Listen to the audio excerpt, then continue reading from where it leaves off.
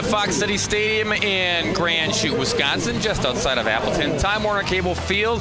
This is the WIAA Division I semifinal matchup between Stevens Point and Sun Prairie. The winner will play for the Division I championship on Thursday evening against Bayport.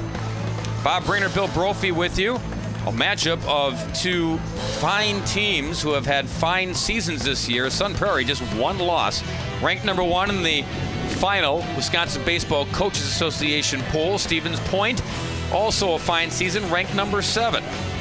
Well, and Sun Prairie's been number one most of the year. Yes. Their loss came early in April 9th to Oconomowoc, a team that ironically Stevens Point eliminated earlier today with a come-from-behind 6-4 win. Sun Prairie punched their ticket here by beating Appleton North by that same 6-4 score. So it comes down to this.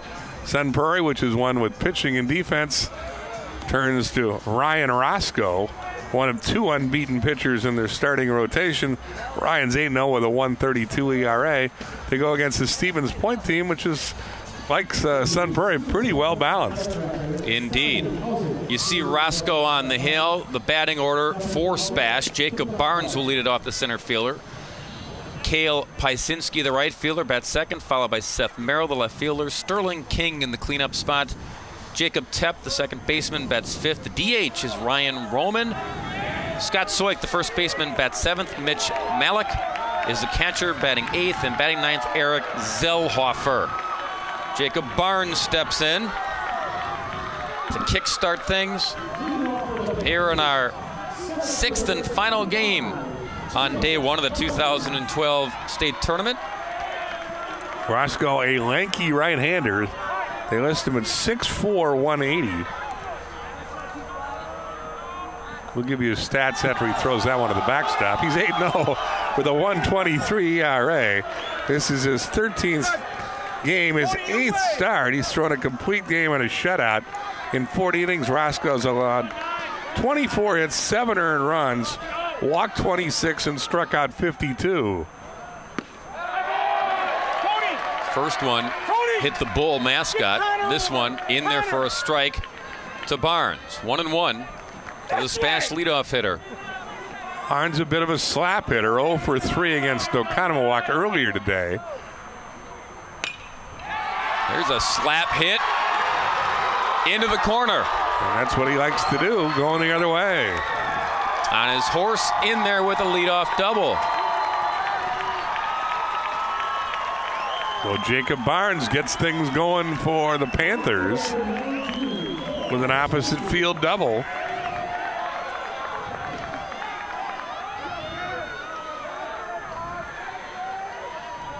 And it brings up the right fielder, Cale Pysinski. It's the 5th double of the year for Barnes, a .410 hitter. Pysinski hits .372 and a pretty good 2-hole hitter.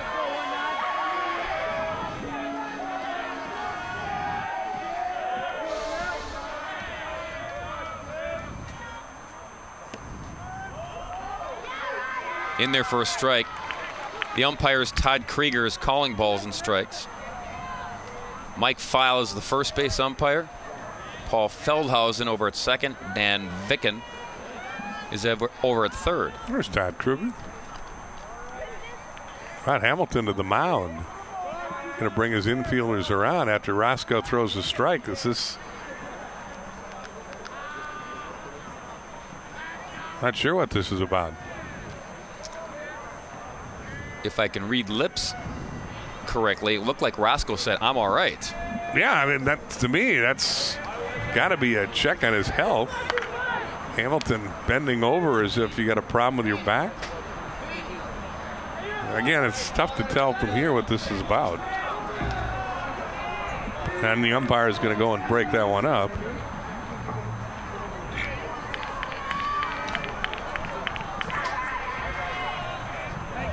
Hamilton talking to the home plate umpire, Todd Krieger, and I think it'll be an official visit. I don't sense that was about health, but anyway. Count 0-1 of the number 2 hitter for Stevens Point with a man on second and nobody out in the first inning.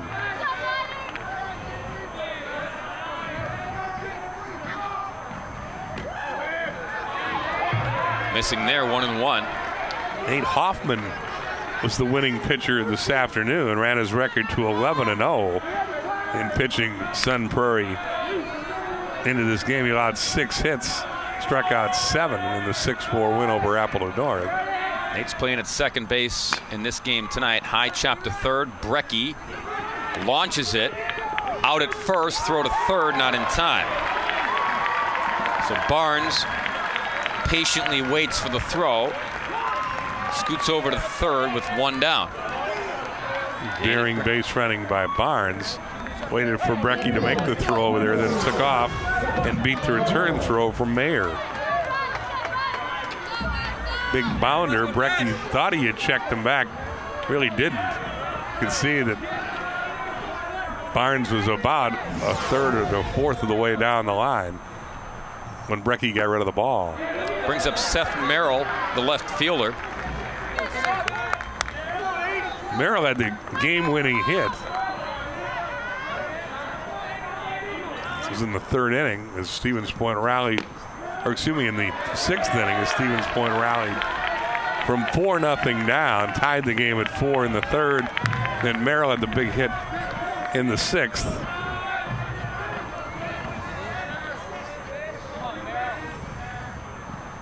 The 1-1.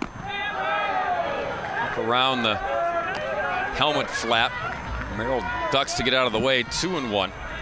Merrill's a .313 hitter with 3 homers, now 19 RBIs. He's an all-conference outfielder. That one back to the net. Defensively for Sun Prairie, you've got Lund in left, Funnel in center, Curran in right. Brecky's over at third. Tony Butler, a good one, at shortstop. Hoffman, starting pitcher, winning pitcher in the game earlier, is over at second. Mayer at first, and Fairchild is the catcher.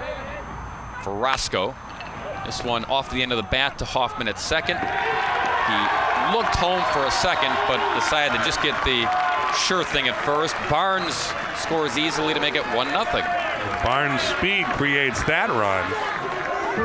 His opposite field double, then he makes a good base running play to go to third, and the ball hit to the left side of the infield, and then running on contact, he scored on the infield out.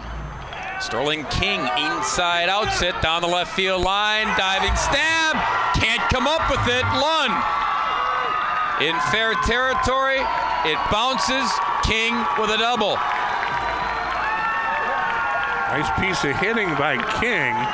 Forces Lund to run a long way to get to this ball, and Lund certainly gives it a go. But you can see King inside outing the ball. Lund dives, stretches out. Glove hits the ball. It's got to be a double. It is. Would have been a circus catch.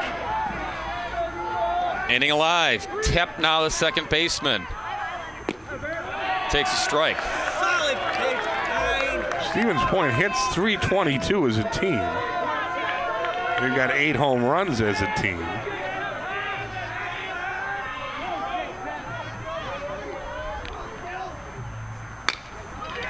Bouncer, Brecky. Side retired. But the Panthers draw first blood. They tally 1 in their half of the first. Sun Prairie will swing the sticks when we return. Point 1. Sun Prairie nothing as they step to the play here at the bottom of the first. The batting order for the 29-1 Cardinals. Aaron Schmidt will lead it off. He's DHing. Second baseman Nate Hoffman, followed by the shortstop Tony Butler. Catcher Zach Fairchild in the cleanup spot. First baseman Coit Mayer. Sixth batter is the third baseman Carter Brecky. Ryan Curran, the right fielder, followed by Jonah Lund, the left fielder, and Connor Funnel, the center fielder, bats ninth. On the hill for Stevens Point, it's the right-hander. No, actually, left-hander Cal Giese.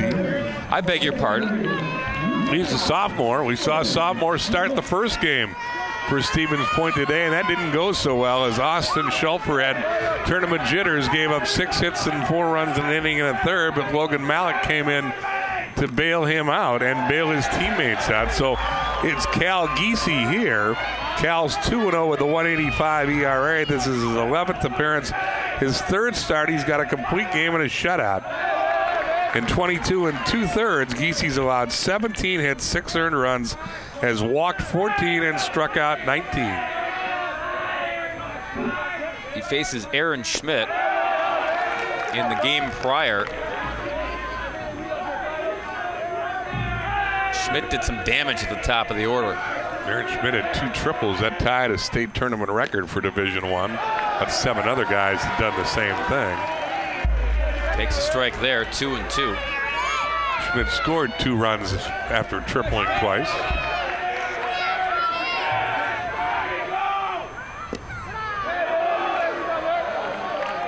Some groans from the crowd, but the count goes full.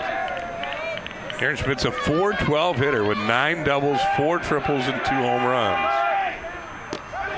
And gets a walk here. Kickstart the first for Sun Prairie, brings up Hoffman, the second baseman. Again, there's a WIAA rule that says a pitcher in the state tournament can only throw 7 innings within a 3-day span. If you throw a third of an inning, it counts as a full. In other words, you round up. That's important because Schulper threw 1 1/3. That means he's eligible to throw 5 more either tonight or Thursday, should Stevens Point make the title game. Logan Malik can only throw 1 inning either tonight or Thursday. So we always talk about pitching depth being taxed, particularly in Division I when you have to win 3 games there to win a title. Stevens Point has already taxed its pitching staff. This is their number 3 starter, Giese, in the second game.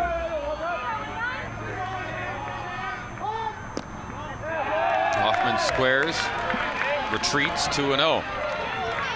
Nate Hoffman didn't do real well with the bat. He did real well on the mound, but he was 0 for 4 with 3 strikeouts this afternoon against Appleton North. Bunt. Flip to first, sacrifice complete. Schmidt moves on to second. And it'll bring up Tony Butler.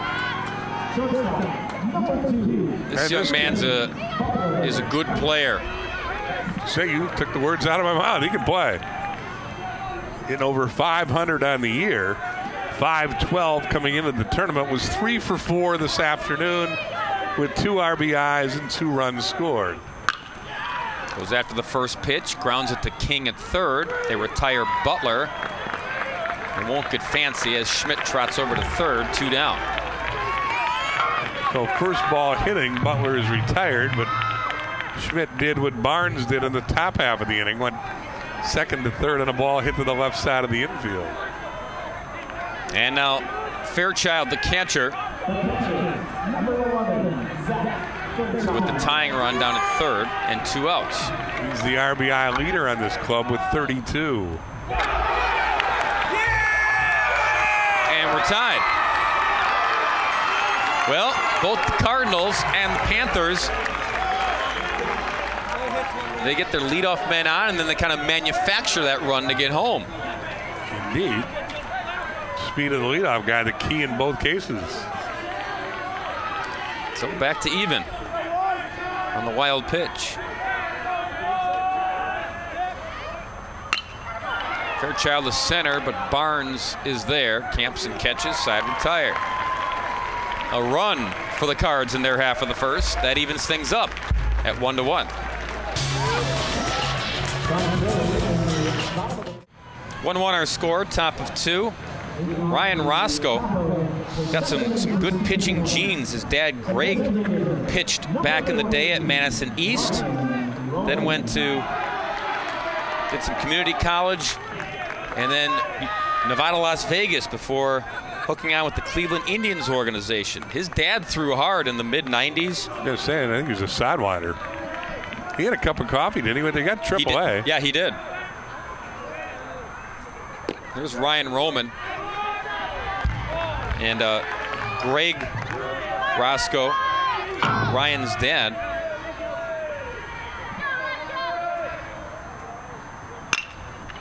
There's a bouncer knocked down by Hoffman, and that's all he'll do.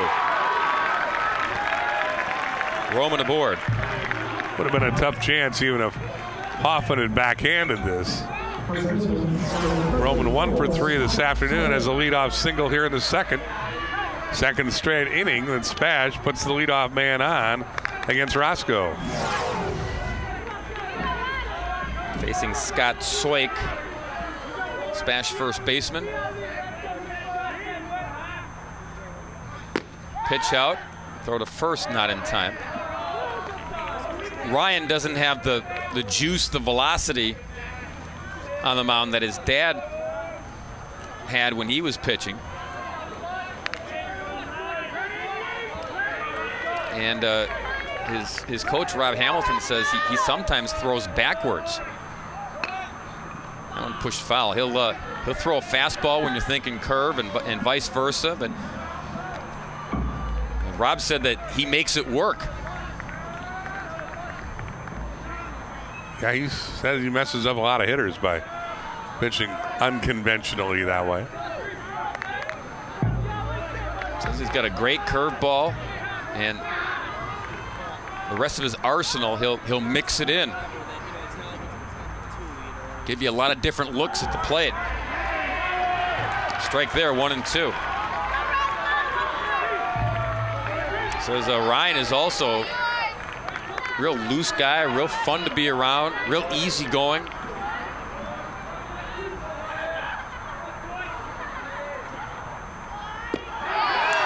Got him, swinging. First punch out of the night for Ryan Roscoe. Soik led the club in hitting at 448, so that's a big strikeout for Roscoe. Brings up Mitch Malik, the catcher.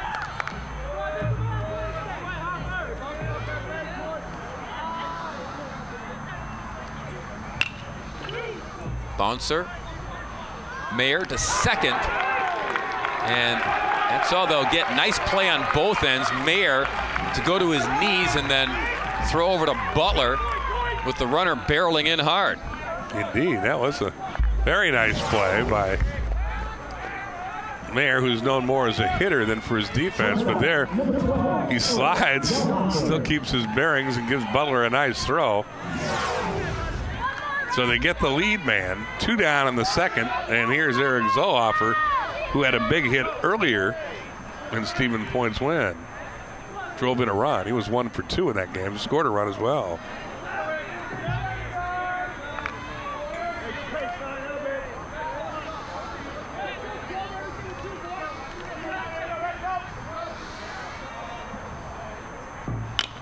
Zohofer, comebacker, easy pickings for Roscoe. Side retired.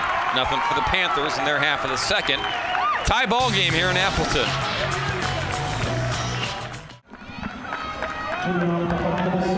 Folks behind the Spash dugout, ready to roll. Bill touched on it at the outset. These two teams, very similar. Good hitters in the lineup 1 through 9. Solid pitching, solid defense. A lot of seniors. A lot of veterans. Yep, I was going to say that. I think that's the common theme as well. And you talked about Rob Hamilton talking about Roscoe's personality. Rob Hamilton really likes his team, how they get along, and talked about it this afternoon. Talked about how he even plays that hokey "We Are Family" song after they. Hokey? Oh, sorry. Hokey? I know you got it on your iPod, but there's Rob Hamilton. But it sums up what he thinks about these guys. They like playing with one another. Don't be dissing Sister Sledge. Sorry. Coit Mayer is the hitter here. 2-1 to Coit. Besides that tradition, they've also got this thing they do after practice. It's a bat toss. They get together in a huddle, do a bunch of gyrations, and then the bat comes flying out of the huddle and hits the pavement. Rob says, I got nothing to do with that. I kind of steer clear. Probably because he doesn't want to get hit with the bat. But he also doesn't understand it, but it's a player's thing.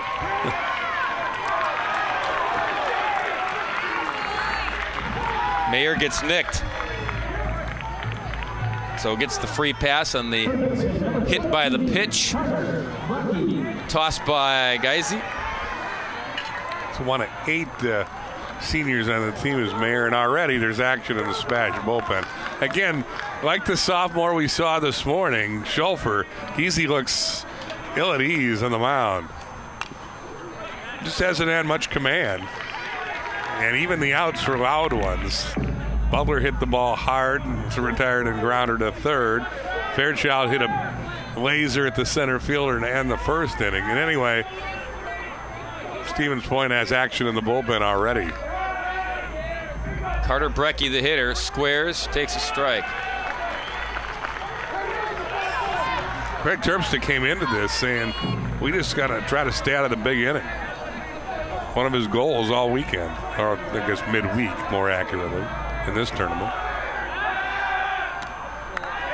He succeeded at that this morning. He spotted Oconomowoc 2 runs in each of the first 2 innings, but they did stay out of the big inning. And then Bogan Malik came in and gave his team a great relief performance.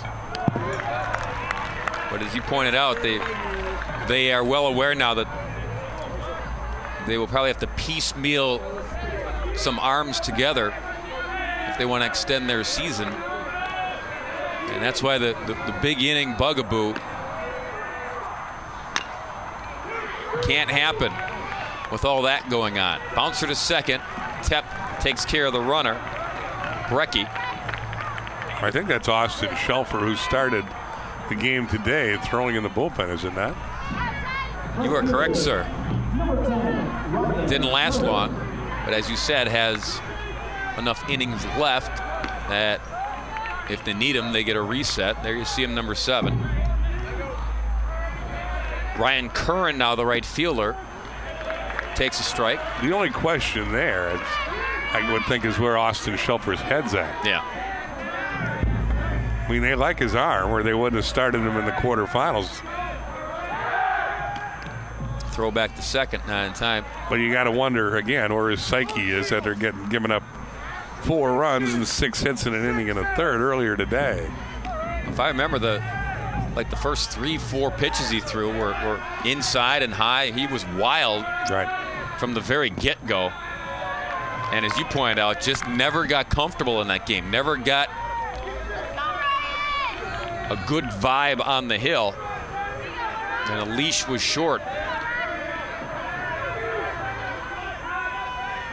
1-1 to Curran, slice foul.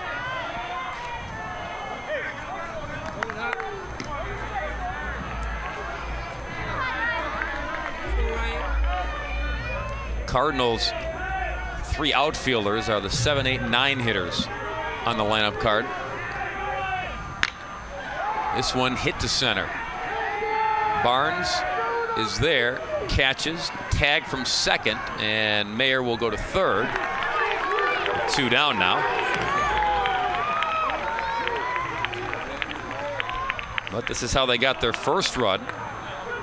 Got the runner over to third, then a wild pitch got him home in the first. Lund, the left fielder, now steps in with 2 down. And Lund's a pretty good hitter out of the 8-hole, hit .377.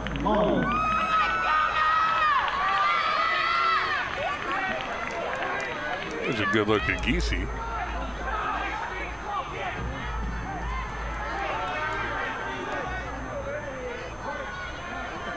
Ball got away down the right field line with Spash bullpen active.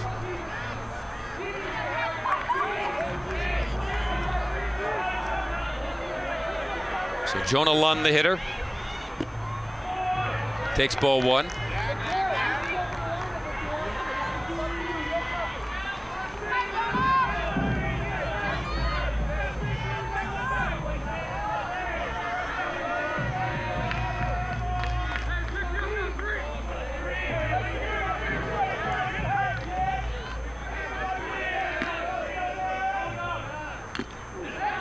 Swings and got a piece. 1-1. Bayport awaits the winner of this game. They won earlier tonight over Hartford. Slicer foul. The 2 teams will take Wednesday off, hang out in Grand Chute, cruise the mall.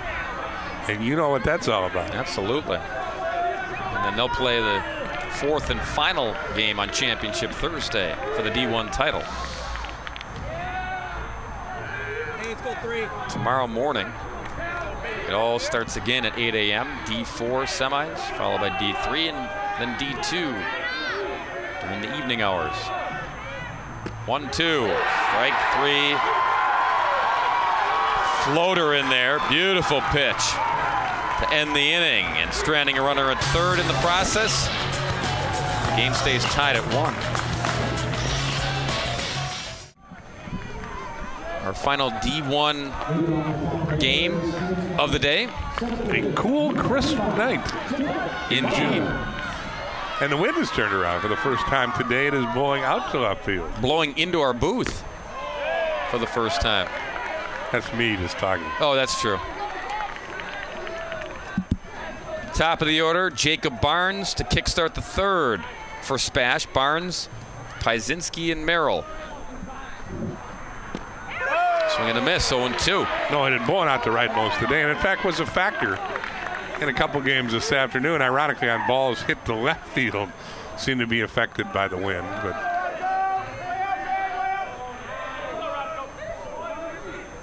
Barnes doubled and scored in the first inning. A run he manufactured a lot out by himself. Slapped the ball on the opposite field, the left, got the double, went to third on a ball hit to the left side, and then scored on an infield grounder to second. That one into the crowd.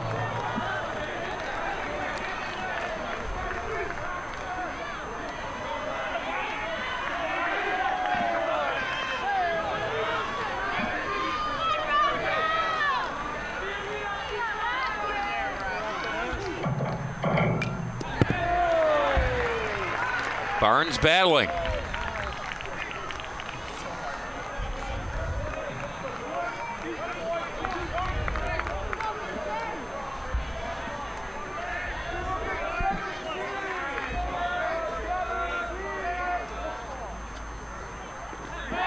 That one skips away in the dirt. Also among the common characteristics of these two ball clubs, state championships. Stevens Point, 3. This is their 13th trip. Sun Prairie, 5. Their 10th trip to the state tournament. Stevens Point has been runners-up twice. Yeah, I told you, Sun Prairie had 8 seniors. This Stevens Point Club's got 12. Bouncer to second. Hoffman, easy try for him. Retires Barnes. Barnes, one of those seniors, again, running well, makes it close at first. But yeah, we heard Jay and I were talking in the preceding game. There was an article in the Green Bay paper leading up to this tournament that Bayport may be the team of the 2000s. I mean, Scott Bensey, I think, was making the case. You could make that argument under Mike Simons, but I think you could make the same case for Sun Prairie. They've had great success under Rob Hamilton since the millennium. And of course, as Jay pointed out, you better throw Kenosha Bradford in that mix as well. Had the one title with Sam Chissell, and Kimberly has certainly been good of late. But historically, no question, Stevens Point, one of the best programs in the state. And as you said this afternoon, Oconomowoc, another one that's got a great legacy and success in baseball in the state.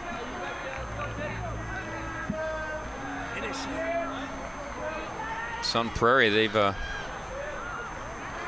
had some guys in their past, and they've recognized them as such back at Sun Prairie. Paisinski, the bouncer to Butler. 2 down. Yeah, they had an alumni day. Yeah. Earlier this year. Retired Andy Thompson's number 22. Andy Thompson was the first-round draft choice of the Toronto Blue Jays. Eventually got there like Roscoe. Had a cup of coffee in the big leagues with the Blue Jays. But they've had others. Curtis Muller's currently in the Reds farm system and doing quite well. Went to Iowa. Butler, part of the reason he's so good, covers a lot of ground, tracks that one down, and 1, 2, 3 go the Panthers in the third. First clean inning for Roscoe. Tied at 1 here in Appleton. Bottom 3. Sun Prairie 1, Stevens Point 1, Bob Brainerd, Bill Brophy. Our crew here for the long haul. They wouldn't have it any other way.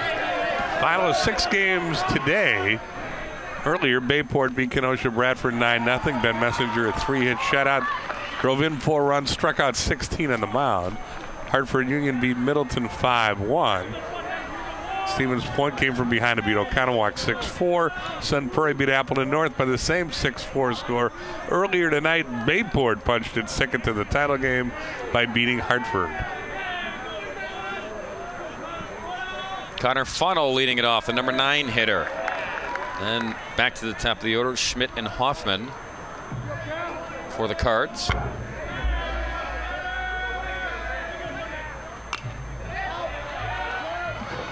Also part of that Sun Prairie history, Bill was running off some of the names. You've got the Finers, Corey and Kevin. Yep. Corey, a free agent pick in 2004, the Minnesota Twins. Kevin, 2005 pick of Cincinnati in the 18th round. And you mentioned Muller, who went and played at Iowa, and 22nd round pick of the Reds as well. I think he's up to Double-A this year. He is a prospect. Played in the Arizona Fall League last year and did very well. The Reds think highly of Curtis Muller. And Rob Hamilton was quick to point out that Andy Thompson, Corey Finer, and Kevin Finer, they're all back in the Sun Prairie area. They come to practice and help the guys out, talk to them, throw some BP. Sun Prairie's got a beautiful facility. Yep.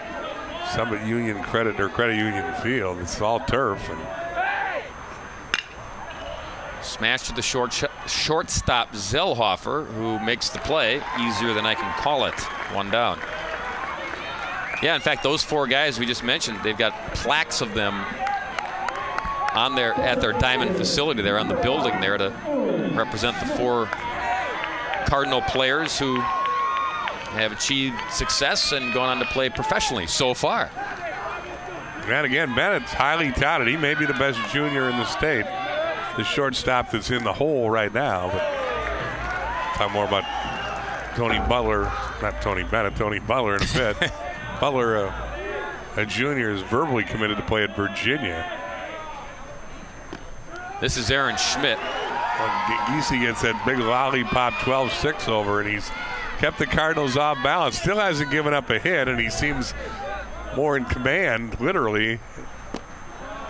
There he shoots the outside corner of the fastball. Yeah, he seems to be getting more and more comfortable and getting into a rhythm here. Working a little quicker, too. 1-2 to Schmidt. Waits on it, goes to left, but Merrill is there on the run. Makes the catch. 2 down. And now Hoffman. Only the 3rd time today Schmidt's been retired. Aaron will play at Edgewood College next year, so he will play on as well. We told you Nate Hoffman plans to play at Madison College. Sound like Davenport after Hoffman's performance, and he's real happy that Nate Hoffman is going to pitch for the Wolfpack next year. They advanced to the Junior College World Series for the 2nd straight year. Finished 3rd a year ago. I think they didn't do as well. 4th or 5th this year at Enid, Oklahoma. 2-0 to Nate. Make it 3-0. Hoffman turned down scholarship offers from UW-Milwaukee and Illinois State. Eastern Illinois, UWM, and wanted to play for Davenport, who's turned out quite a few draft choices at Madison College.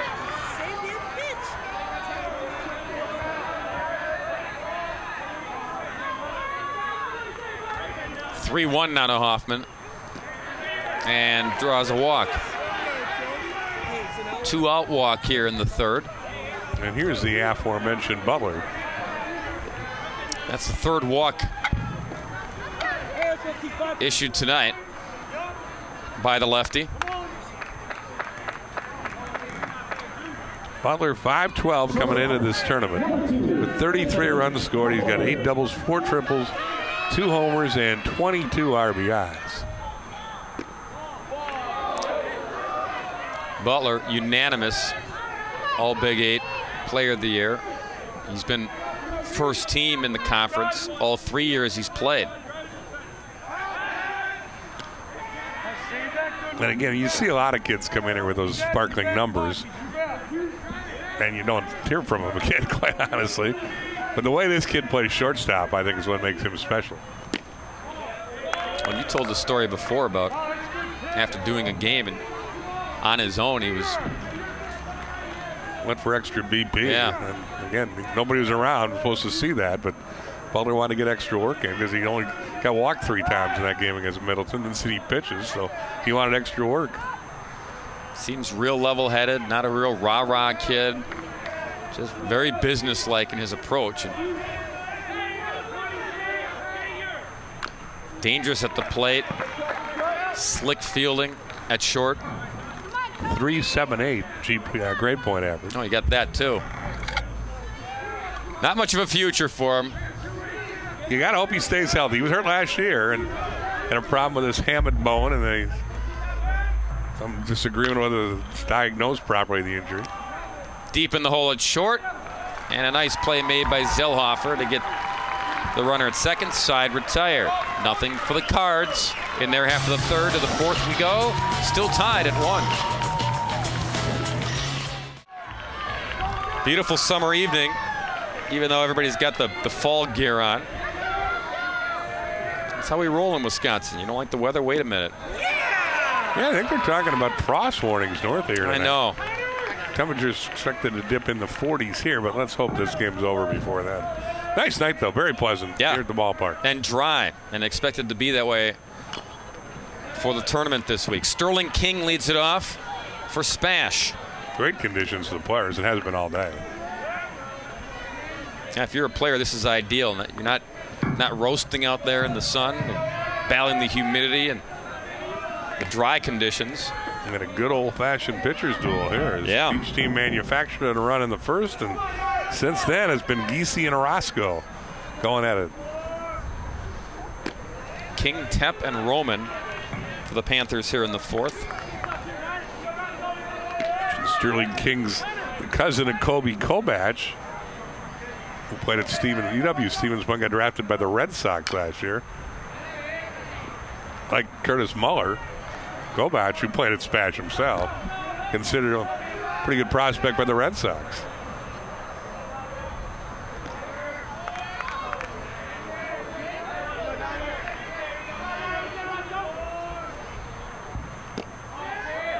That one missing outside, 2-2.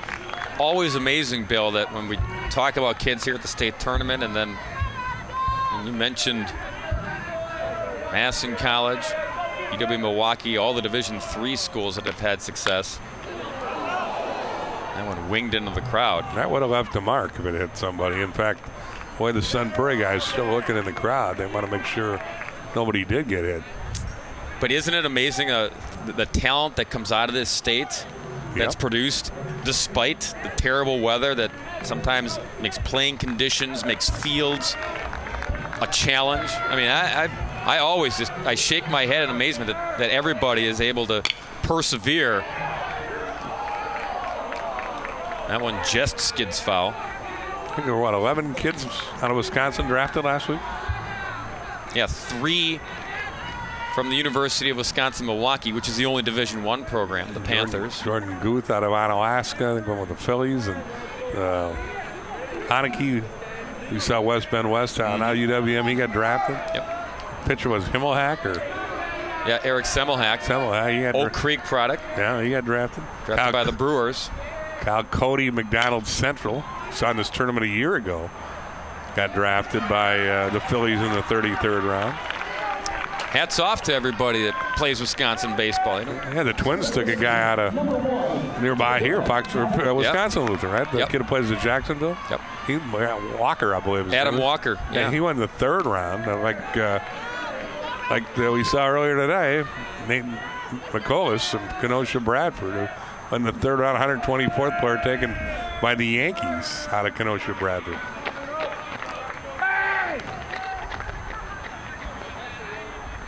Players from the Badger State, they don't use the weather and bellyache about it and use it as an excuse. They find ways to play and get it done and prove their worth at the next levels. As good as Giese has been, there is action in the Spash bullpen.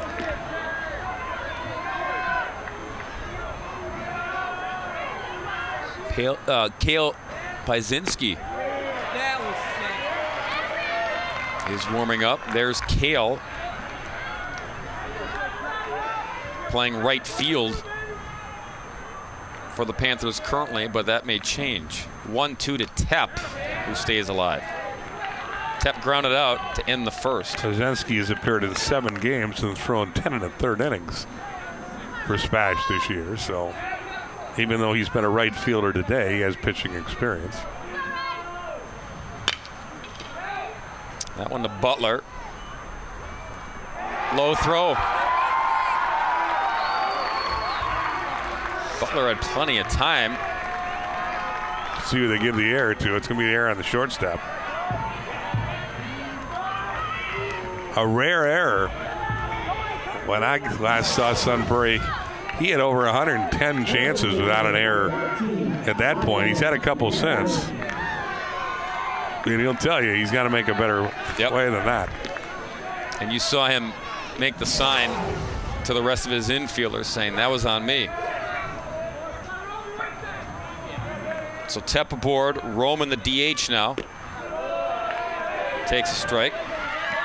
Roman was the last base runner to reach against Roscoe until that error. Yeah, he singled to lead off the second. Ryan 2 for 4 today in the tournament. In the dirt, 1-1.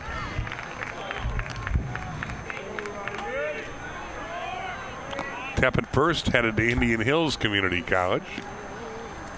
He's one of those 12 seniors.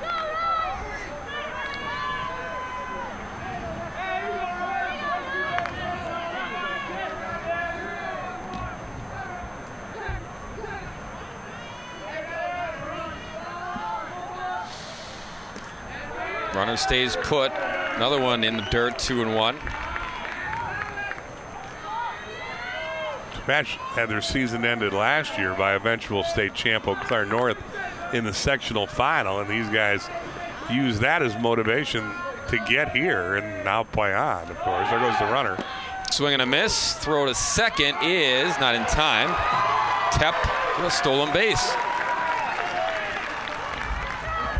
Fairchild, good strong throw on the mark, but Tepp just had a better jump. So a man in scoring position for the first time since the first inning for the Panthers.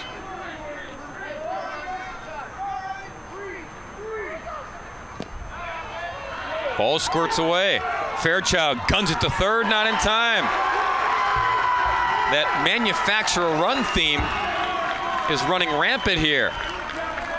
And two guys that are pretty steady defensively, Bennett and Fairchild, make some boo-boos. That might be a pass ball.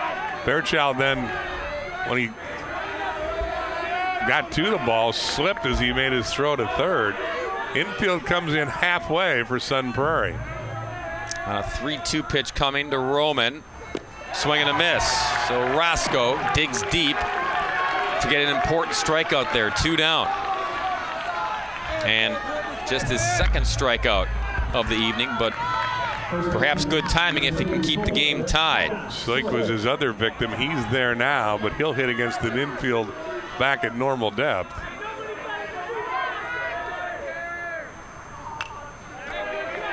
And Roscoe seemed to have a little zip on that fastball.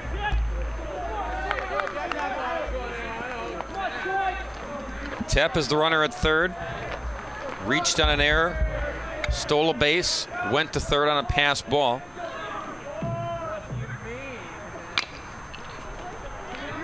And Soik down 0-2.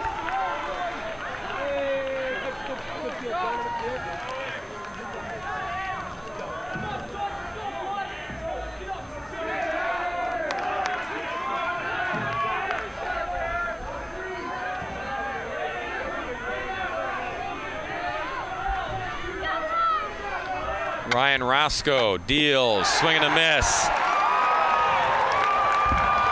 Spash unable to manufacture a run here to take the lead. It stays tied at 1.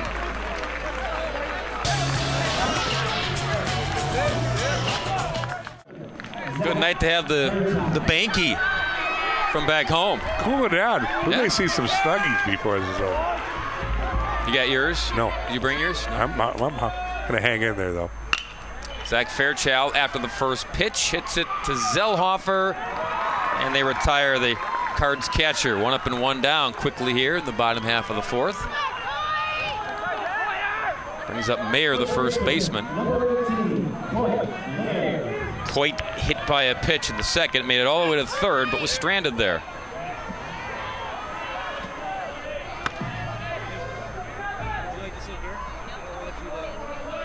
Kesey now has retired the leadoff guy in 2 of the last 4 innings. And is not allowed to hit. Yep, nothing on the board. Walked a couple and hit a guy, but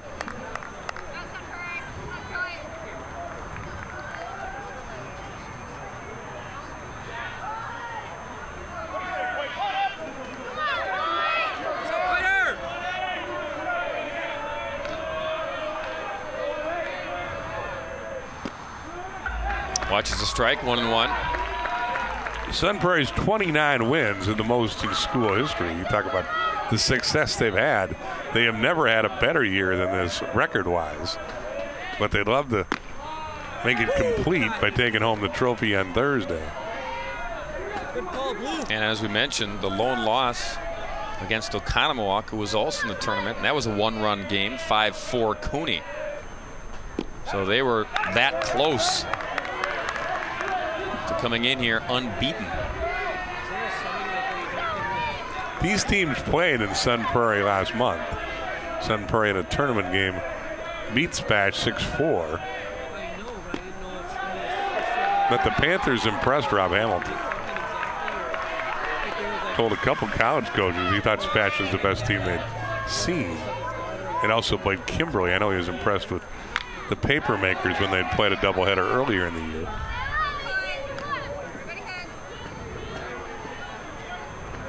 Mayer hanging in there. Yeah, a little more on the line tonight, though, in that tournament game at Summit Credit Union Field last month. And Mayer battles, draws the free ride. Second straight time he's been on. Last time was a hit batsman.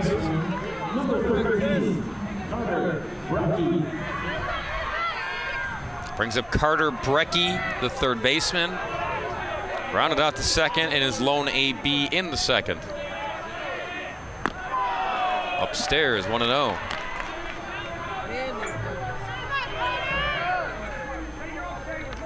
No bullpen activity now. It's been hit and miss, sprinkling between innings from time to time for Stevens Point. And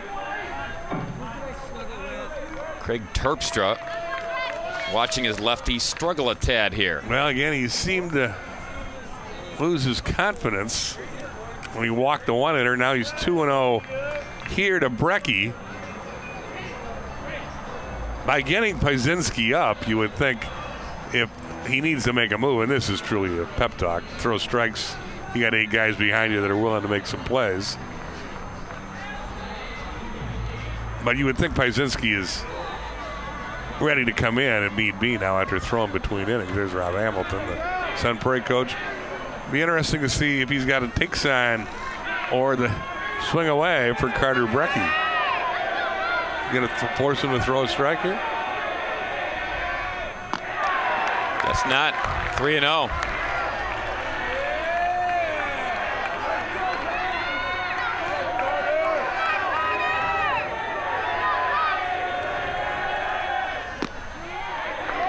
Tosses one there, 3-1.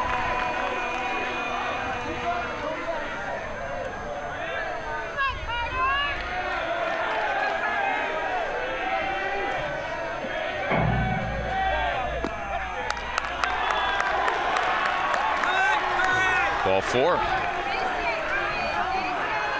Malik, the catcher, froze it and struck the pose, hoping to get the call to go full. But as wild as young left-hander's been, tough to get a strike that's close. 2 on, 1 out. Here's Curran.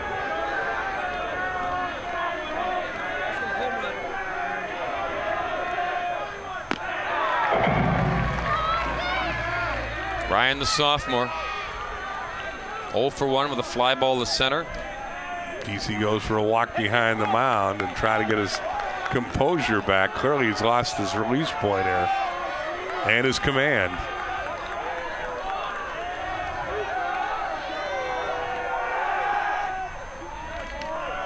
Bluffs the throw back to first.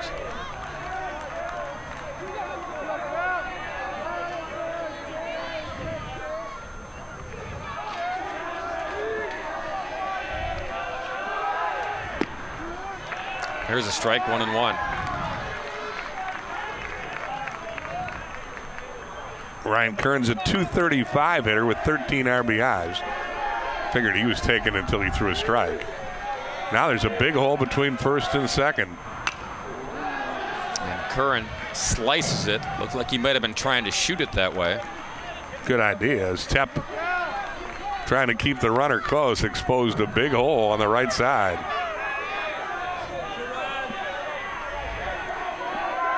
Two on, 1 down. 1-2 to Curran. High chop, could be trouble. They get the out at first. Nicely done by King on a tough play, tough chance. He reeled it in out of the sky and got the out. Runners move up to second and third. You're right, this is a tougher play than it looks. This could have been real trouble. That's a slow bender that he chopped under. King makes a real nice play and throws out Curran for the second out of the inning. So now here's Jonah Lund. And again, if hitting out of the 8-hole, he hits .377. Tom Hamilton said Lund has been hitting very well of late in that number 8 spot, helping to make the bottom half of this order productive when they turn the lineup card over. Slicer, foul territory. Soik catches it. Out of the jam is Stevens Point. And the Cards still without a base hit. And they could have used a timely hit there. They get nothing, but stay tied at 1.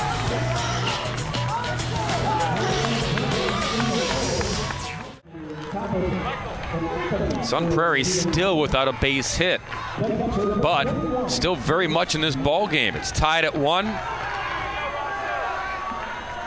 Stevens Point with 3 off of Ryan Roscoe. Yeah, Roscoe keeps throwing zeros up there against Giesi's zeros. Tell you what, for being the so-called number 2 pitchers for both these teams, they're throwing like they're aces.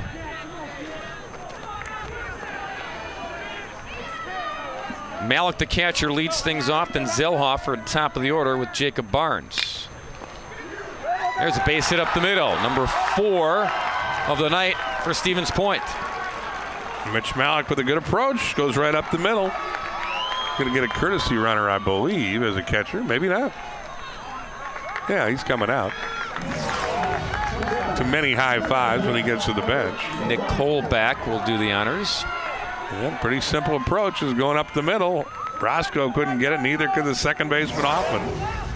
So the leadoff man's on for only the 3rd time in 5 innings. First time since the 2nd. And you would think Zellhofer's bunting here. You would think in a 1-1 game in the 5th. Brecky certainly thinks so. He's already in the grass at 3rd. Here comes his second baseman to charge. Hoffman, and someone's going to catch it. It'll be the catcher, Fairchild. Tell you what, I don't know if all those bodies, all those white shirts charging in distracted Zellhofer, but he did not get the job done. As you said, Bill, Hoffman was coming in from second base to pounce on a punt. Yeah, that's a play you see in softball a lot, but not much in baseball. Anyway, Zellhofer popped up the sacrifice bunt attempt, and here's Barnes. Takes a strike. Jacob has the only run for Stevens Point. Way back in the first, he doubled.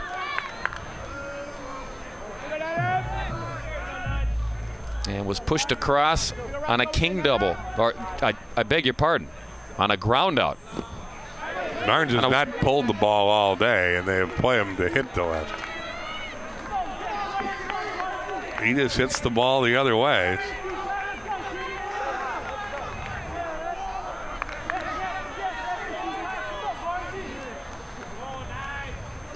One and one to the senior. Swing and a miss. He's pretty good at hitting the ball the other way. He hit over 400 during the year. And again, his double was down the left field line. He uses speed to come in for the only run of the night for the Panthers. If the courtesy runner is going to run, here'd be a good place. Missing there, 2-2.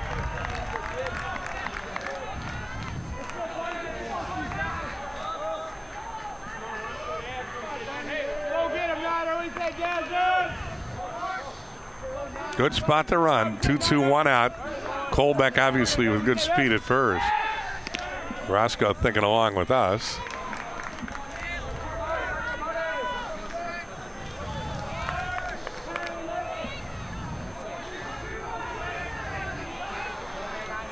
2-2 to Jacob Barnes. Roscoe deals. And he got him. Fairchild hung on. Strikeout number 4 for Roscoe.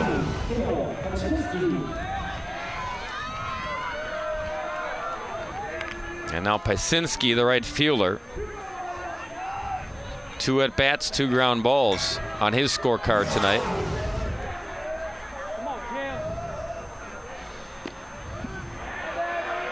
Takes a strike there.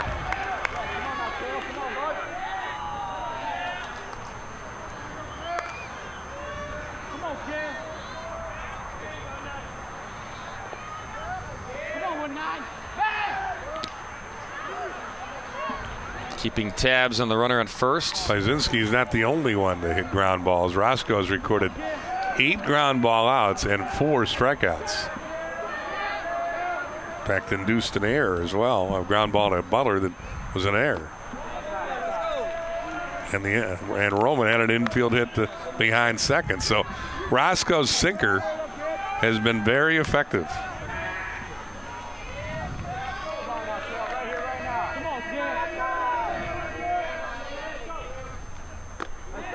2-1 to Kale.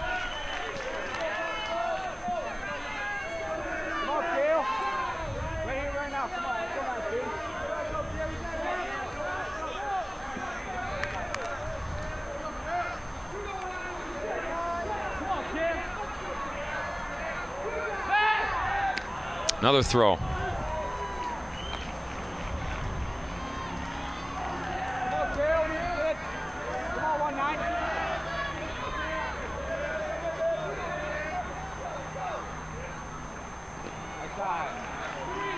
Three and one now. Nice job by Fairchild to keep that in front of him and keep the runner at first and not in scoring position.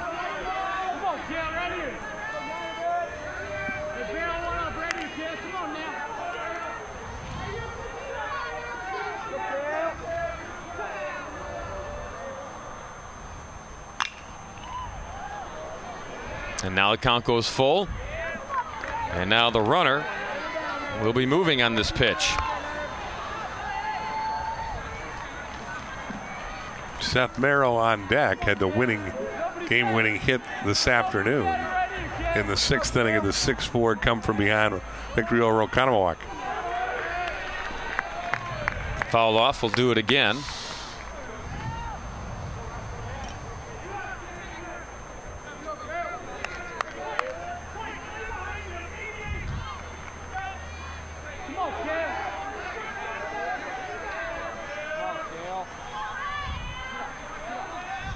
Three-two. Got him looking.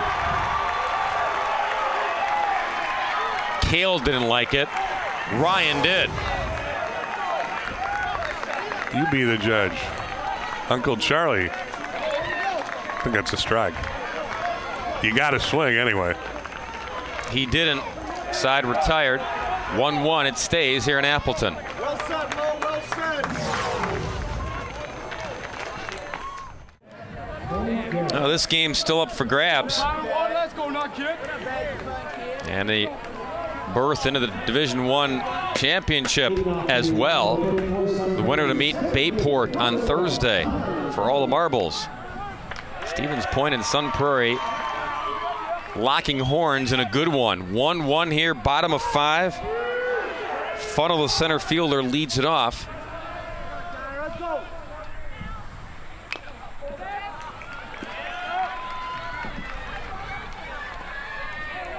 Funnel, Schmidt, and Hoffman.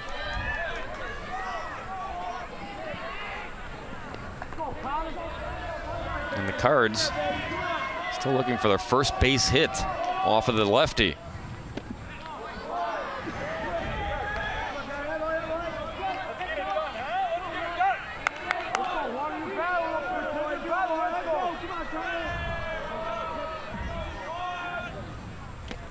And they're still searching. Swing and a miss. Funnel down on strikes.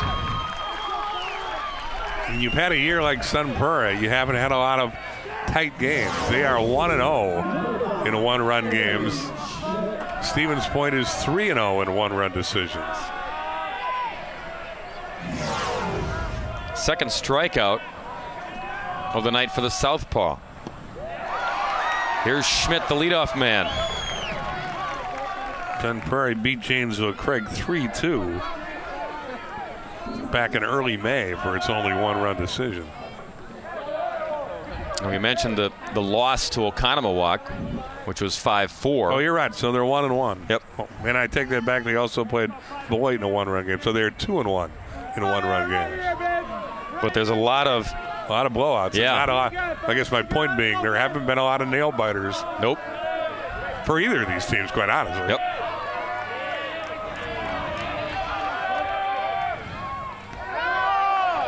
But again, two similar teams with similar makeup, similar history. Kind of expect a game like this. Each team waiting for the other one to blink. 3-1 here to Aaron Schmidt. He's had a good day. Walked and scored in the first in this game. Had 2 triples this afternoon. And again, as Bill just mentioned, that was way back in the first. He walked, got sacrificed over to second, went to third and scored on a wild pitch. Went to third on a ball hit to the third base. Right. Used his speed to go to third after King threw to first. Here's a tapper to short. Zellhofer is there, makes the play, 2 down. Cards still without a hit.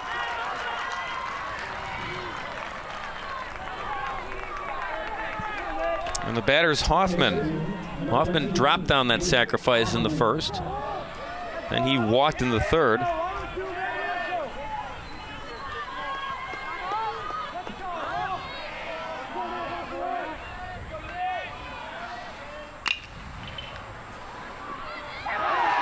That one, Tep can't come up with. That took a bad hop on him, I think. He thought he might have had it surrounded. The ball comes up on him and might have even hit him in the chin. So Hoffman's on with 2 outs here in the 5th. Let's see again. I think Tep thought he was going to backhand us and have a chance to throw Hoffman out, but the ball hits a pebble or something. Yeah, it hits him in the chin, I believe, and adds insult to injury.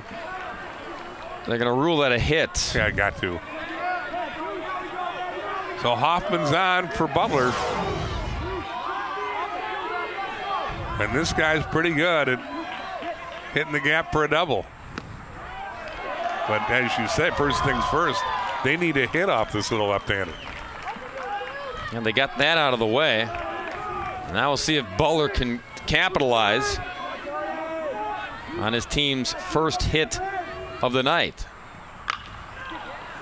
He can. Second hit of the night. First and second with 2 down.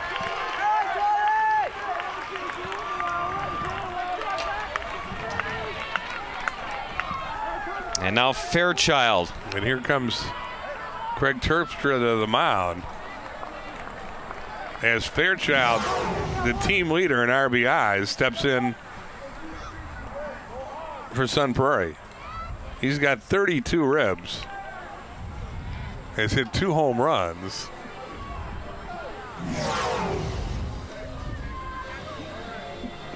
And there you see the conversation. I think he might make a move. He's looking out the right field.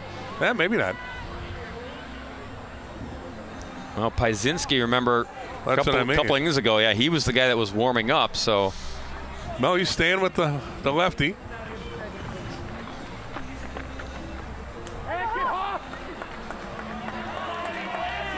And again, with this matchup with Fairchild, Fairchild's actually a switch hitter. I think we've got a courtesy runner out there at second. I thought the umpire motioned out that way. So Hoffman's been replaced by a courtesy runner at second. Yeah, Fairchild's a switch hitter, so he turns around, or has stayed to hit from the right side. And now there is activity in the Spash bullpen.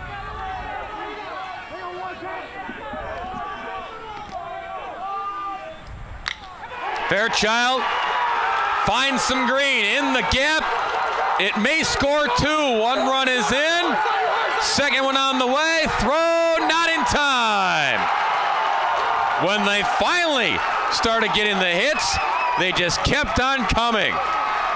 And Sun Prairie leads 3-1. Zach Fairchild with a big 2-out double scores Brian Anzalone, the courtesy runner, and Butler, who scored all the way from first.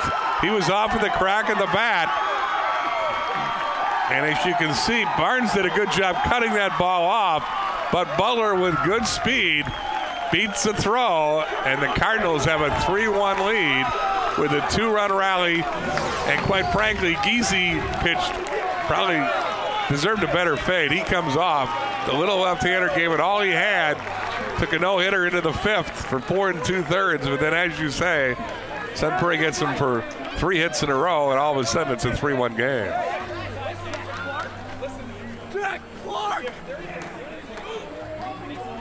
Giese into the dugout. And you could almost sense, even with 2 outs, when Hoffman was able to get that dribbler up the middle that Tepp couldn't control. It brought up Butler.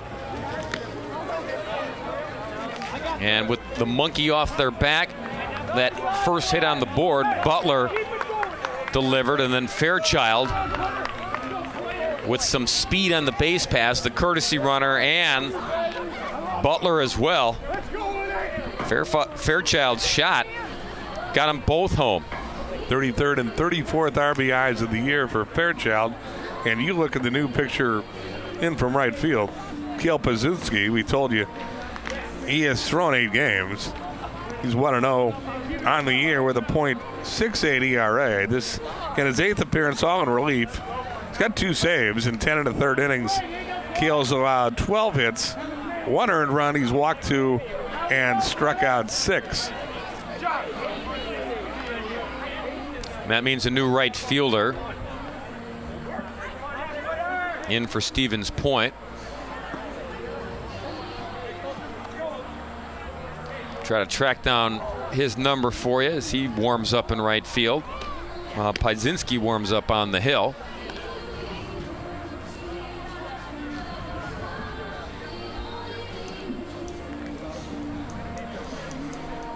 Paisinski will face Coyne Meyer to start things off. And you can see Rob Hamilton, the Sun Prairie coach, conferring with his big first baseman who's been on twice. Got hit by a pitch and walked.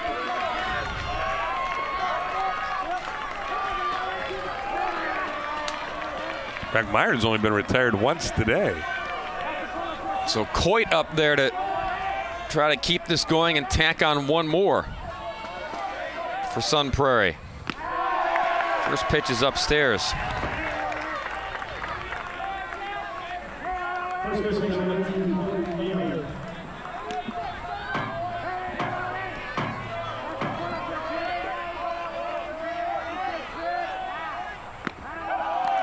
That one misses, 2-0.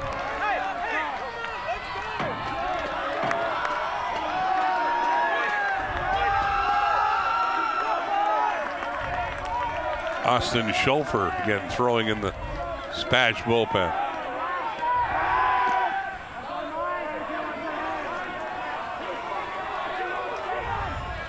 Not sure who the new right fielder is. Long way out there to catch a number. There he is. Thank you very much. That's Nick Kolbeck. We saw him as a courtesy runner last inning. There's Kolbeck.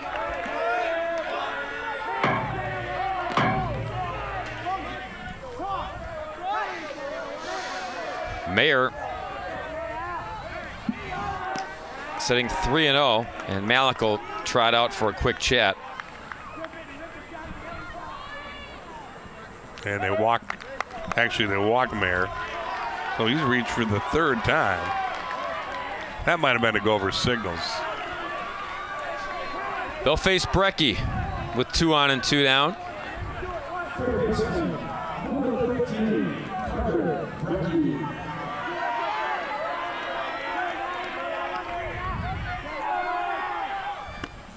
Brecky's over 1 and now 1 for 4 in the tournament.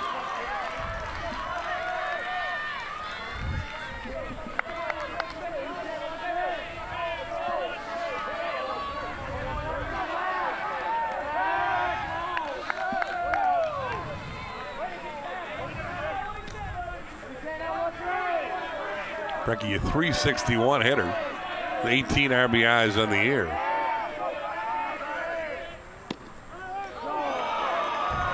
And down 0-2. Sun Prairie with 2 runs here in the 5th so far to break a 1-1 tie. You know they dearly love to add on for Roscoe.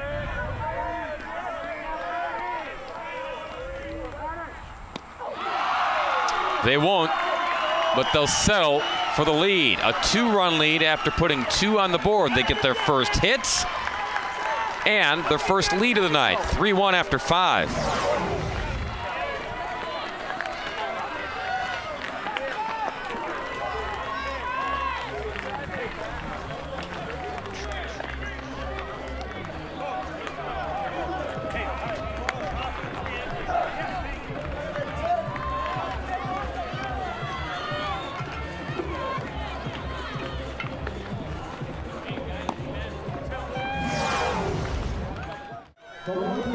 It was tied at 1 after 1. 0s ever since until Sun Prairie got 2 runs in their half of the 5th. And now they lead it by 2 here in the 6th. Seth Merrill leads it off. Ryan Roscoe has a lead he's trying to hang on to.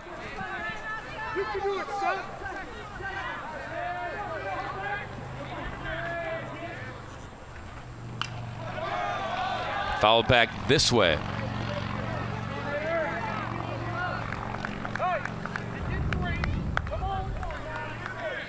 Roscoe's done a pretty good job of limiting the damage.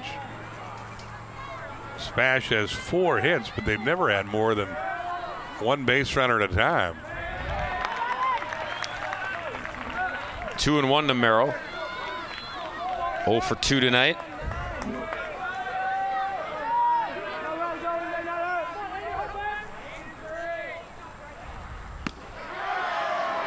Pounds a strike in there, 2-2. Well, no chance there. That fastball in the inside corner.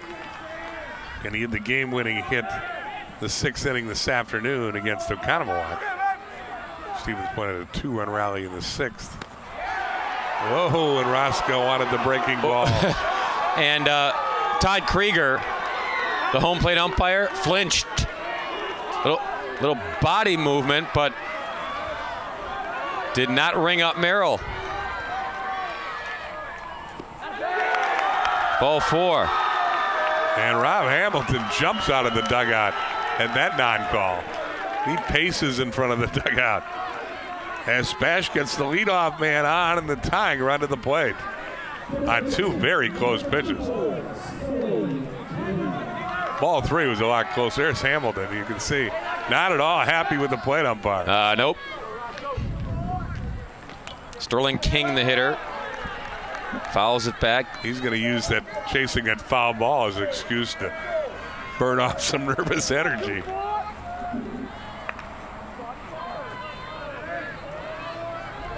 And a good move not to gun it back to the home plate umpire.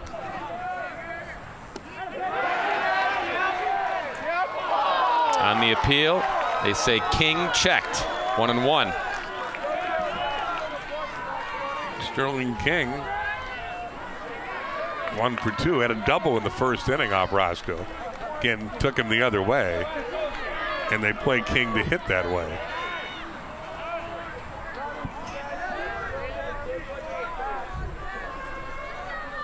Kid just a junior.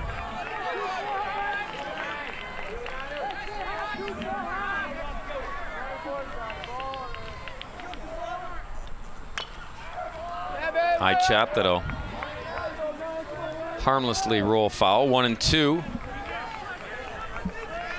Then Prairie has no activity in the bullpen. Hoffman has 2 saves this year.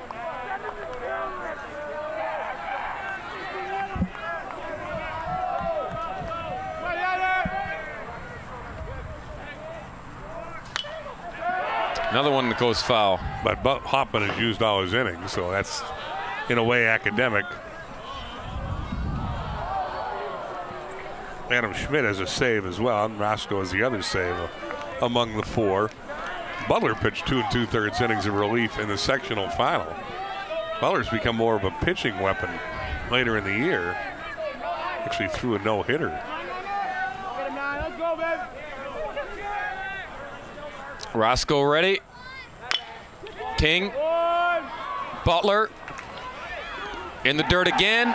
Nice scoop, though, by Mayer. Well, a nice play both ways, though. That was a tough short hop for Butler.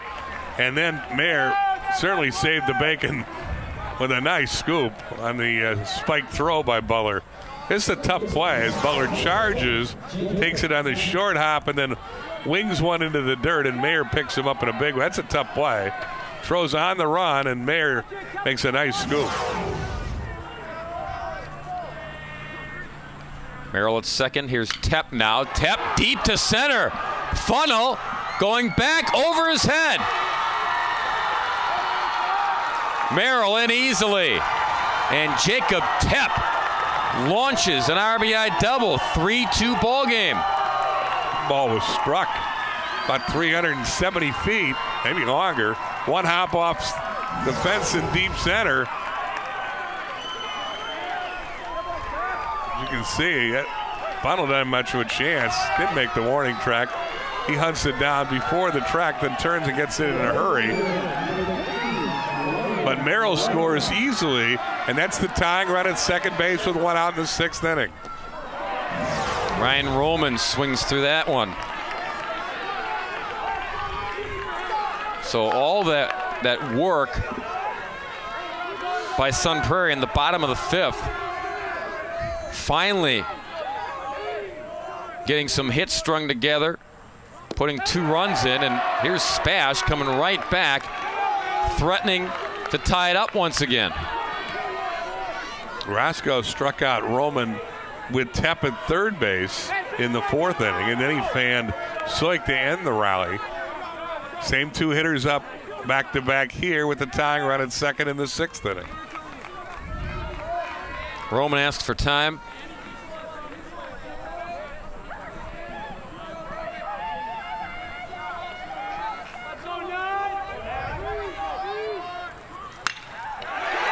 Another base hit. And it gets by Lund. And this game is tied again at 3.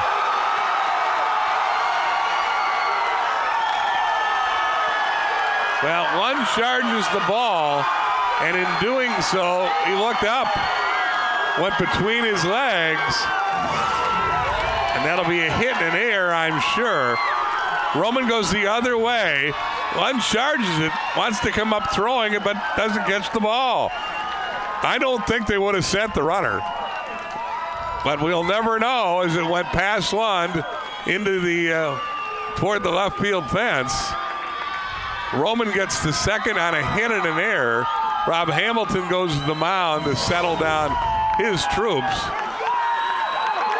And we'll get a courtesy runner for the hero of the moment in Stevens Point, Ryan Roman. Look at the hero's welcome Roman gets on the bench when he comes out for the courtesy runner.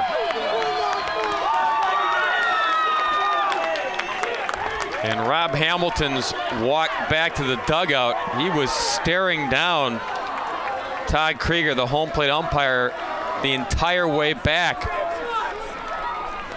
But that's in the past, and so is their lead. Now Soik, the hitter, 0 for 2 with a pair of strikeouts, but the go-ahead run for Spash is at second base.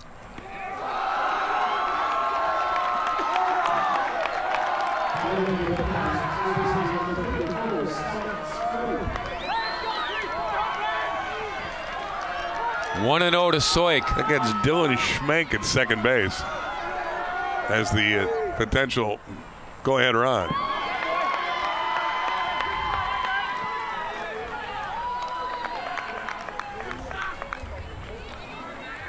The only walk in the game off Roscoe was Merrill's contested walk to lead off the 6th inning.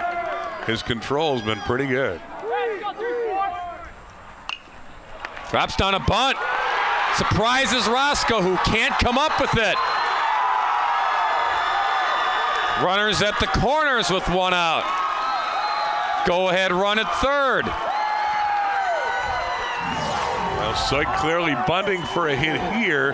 Gets it past Roscoe, who falls off of the other side of the mound and isn't in position to make the play. So an infield hit for Soik.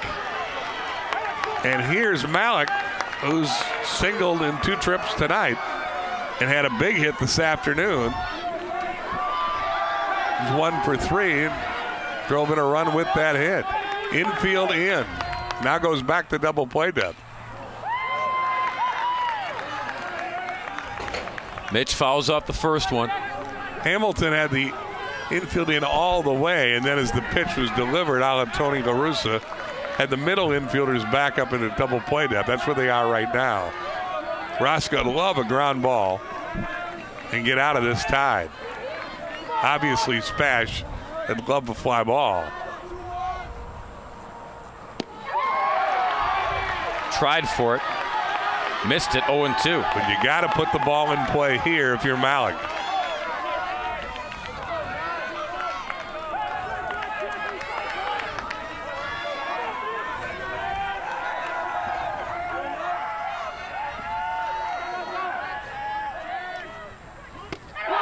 He can't. Down on strikes.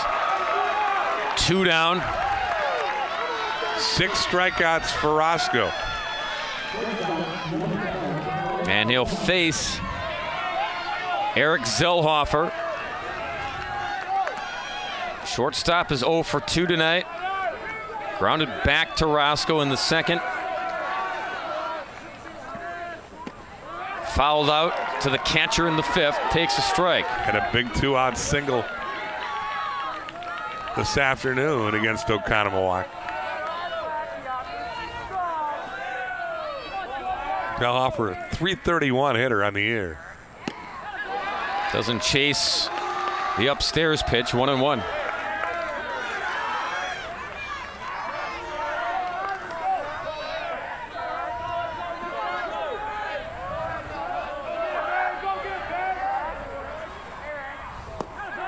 Two and 1.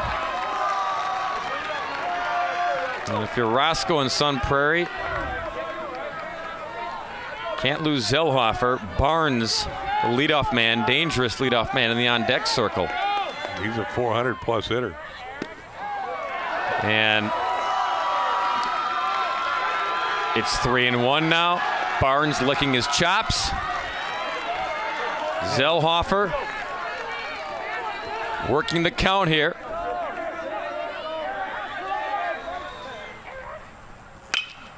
Up the middle. Side retired.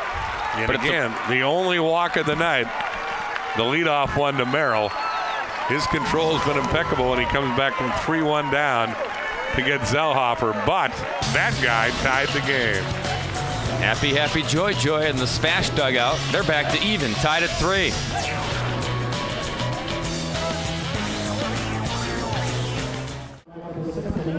A minute after 11 bells here in Appleton. Tied at 3, bottom 6. Sun Prairie back in the attack again after getting the lead in their half of the 5th. Stevens Point comes back to knot it up again with 2 in their half. Ryan Curran leads it off. Curran, London, Funnel, 7, 8, and 9.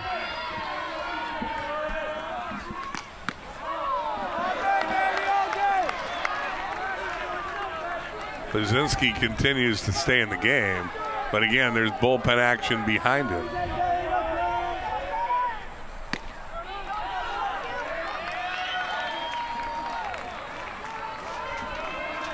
There is the aforementioned bullpen.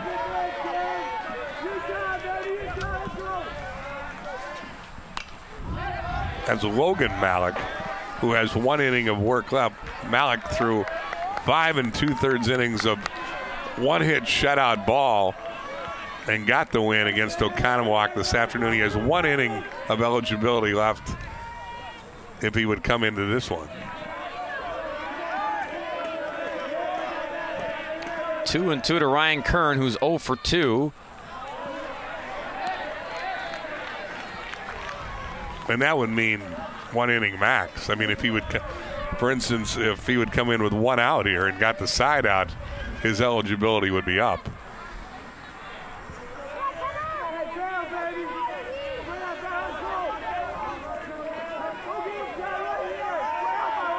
Two-two pitch. Swing and a miss in the dirt. And retired at first base is Curran. 1 down here in the 6th. Good play by Mitch Malik there to get himself clear of the base runner before throwing on to get the put out at first following the strikeout.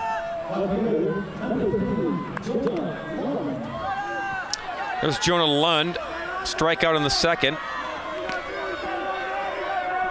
And retired in the 4th.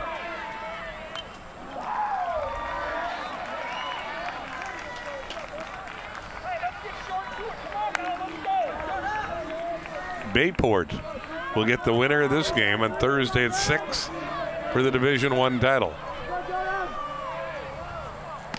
That one floated high, 1-1.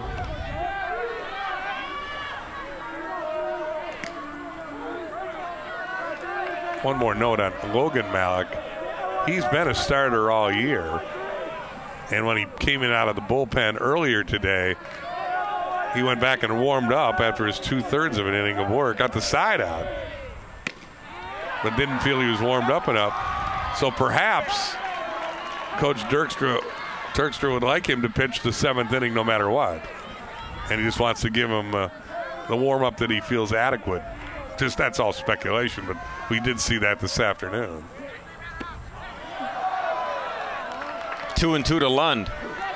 And you would think Terpstra would prefer that Malik as being in a save situation rather than coming into a tie game and having to put out the fire. Reaches out, pokes it to Tepp. Lund retired, 2 down. Number 9 hitter, Funnel, 0 for 2. Cards trying to find a way, and we might have a pinch hitter here. Instead, for Funnel, we will. It'll be Michael Garvey, a sophomore. Rob Hamilton looking for any way to get somebody on here at the bottom of the order and get it back to the top with Schmidt, Hoffman, Butler, and Fairchild lurking, but they'll need something to happen here with 2 outs. And I don't see a record of Michael Garvey.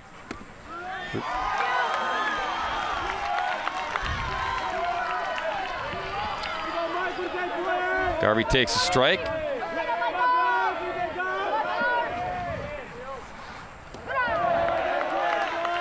Ball one in the dirt. This could be Michael Garvey's first varsity appearance. And what a spot if it is.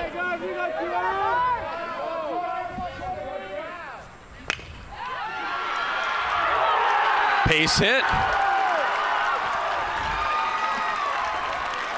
As far as we know, that is his first varsity appearance. He goes the other way, and he's aboard. He's the tie-breaking run with 2 out in the 6th. It's the hole between short and third. Garvey will, well, he thought he was coming out. Now he is coming out. But you can see he goes the other way. And I think he's a happy sophomore. And more importantly, they flip that lineup card over, get Aaron Schmidt to the plate. Marchese running now at first. You're right. They get the Thunder up there with Schmidt, Hoffman, Butler, and Fairchild, the next 4 hitters. Blocked by Malik. Schmidt 0 for 2 tonight. Had 2 triples this afternoon. And again, he's a 400 hitter on the year with 9 doubles, 4 triples, and 2 home runs. There goes the runner, swing and a miss, throw it on to second, and not in time. Zellhofer thought he had him on the lunge. This has been a good slide by Marchese. Let's take a look here. I thought the ball beat him. Good throw. Went to the third base side, and I think the slide got in there. Not much of an argument from either of the middle infielders. So that's the tie-breaking run at second base with 2 out for Schmidt.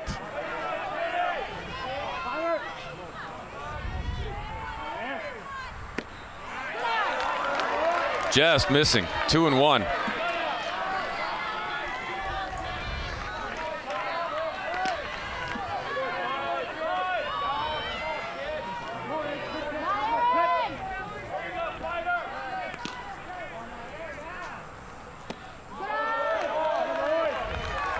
Three and 1 to Schmidt.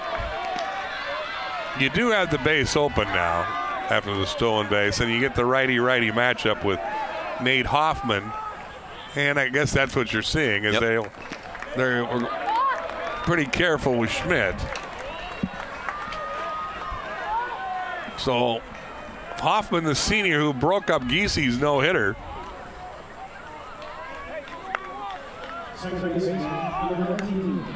Nate's a .375 hitter with 4 doubles, a triple, and 11 RBIs on the year. Runner goes from second. They both go, and they're both in. Malik thought about a throw down to second and then reeled it back in. I think Pazinski just forgot about the runner. That was Marchese got a heck of a jump. He might have had a shot at throwing out Schmidt, but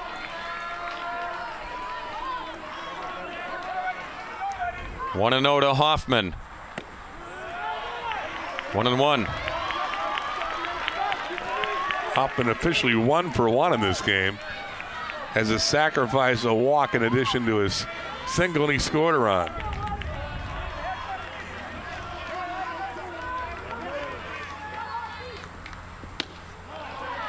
Low, 2-1. He was 0 for 4 this afternoon with 3 strikeouts.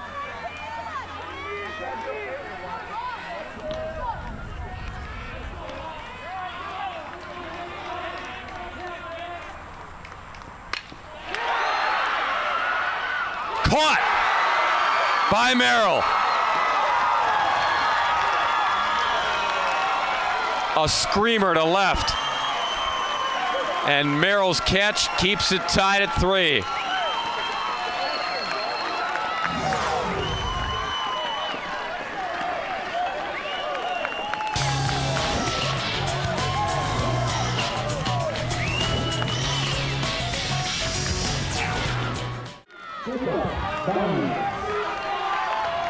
Stevens Point, a dicey bottom of the 6th inning for the Panthers, but they survive to keep it tied. And to the 7th inning we go.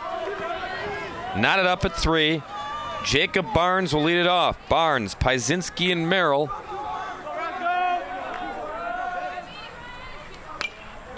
Against Ryan Roscoe. I think the toughest thing about that catch from Merrill was the ball had to be close to being in the lights.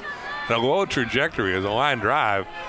Merrill obviously could pick up the ball all the way and not get caught in the lights, but certainly some anxious seconds there as Hoffman hit the ball on the nose and Merrill made the catch. Deep in the hole, Butler. Great throw, but not in time to get Barnes. Would have been a big league play if he makes that. Barnes can run, and he's aboard to lead off the 7th. Butler goes deep in the hole and a strong throw, and it almost gets the leadoff hitter Barnes, who can really run. Look at that throw. Great stretch by Mayer over there to make it close, but Barnes beats it out. Piesinski now. You got to assume he's bunting.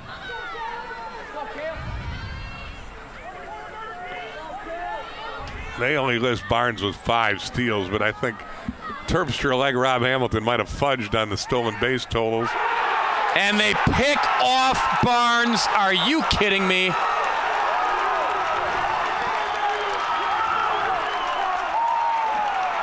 Again, I don't know if he was distracted by the second baseman Hoffman charging the plate. Here it is, though. That didn't seem like a special move, but Barnes is clearly leaning the wrong way. Gets picked off, no doubt about it, on the call. He had a huge lead.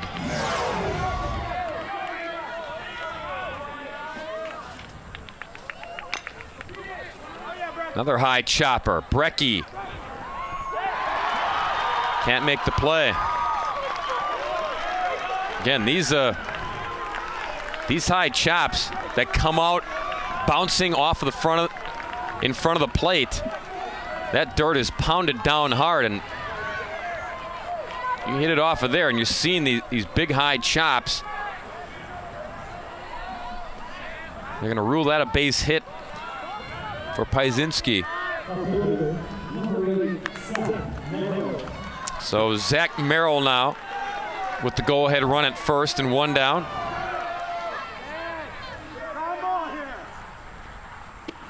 Swing and a miss.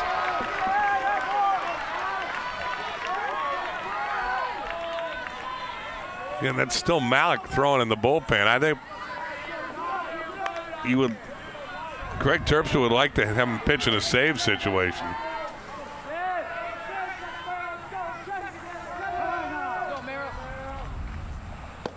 They changed the scoring to an E5. I was going to say, if that's I thought that would be an error. Yep. Brecky had a lot of time, and he just didn't make a good throw.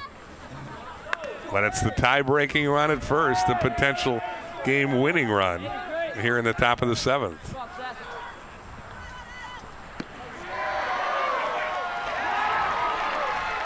One and 2 to Merrill.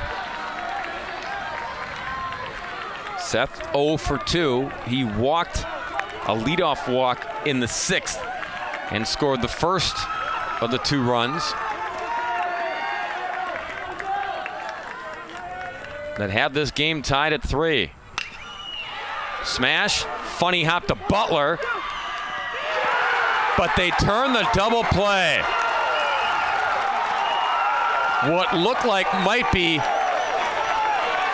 a disastrous inning for Sun Prairie turns out to be nothing but a 0 on the board, and now a run in the bottom half of the 7th can win it for the Cards.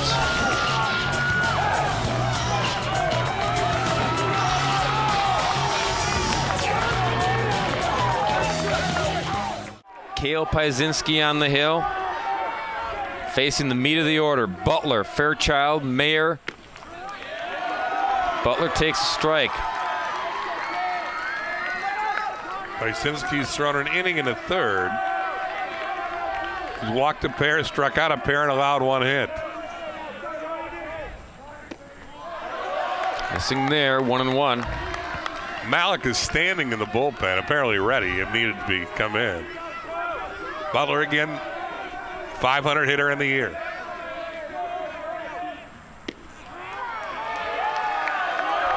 One and two. Singleton scored in the 2-run fifth for the Cards. He was 3 for 4 with 2 RBIs this afternoon.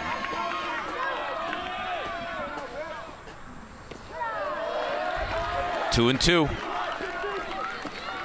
Fairchild, who knocked in those 2 runs in the fifth, in the on-deck circle.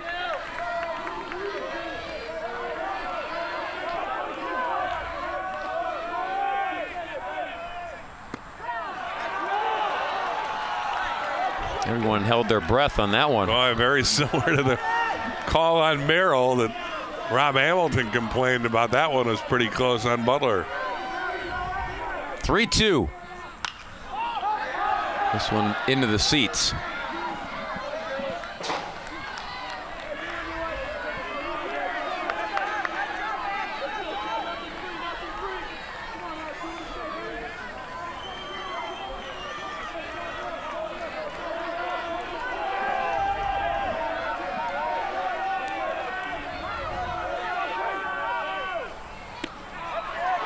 Ball 4. Butler works the count. Game-winning run at first base. And here is the catcher Fairchild again. His big blow in the fifth, 2-run double. But first, Terpstra to the mound. Looking into the bullpen area. Gonna make the move here. So he'll bring Malik in to face Fairchild, and Puzinski, who did a nice job, leaves. I think he just wants a glove to stay in the game. But again, we saw Logan Malik earlier today. He threw 5 2/3 innings of scoreless one-hit relief, walk 1, struck out 7 this afternoon.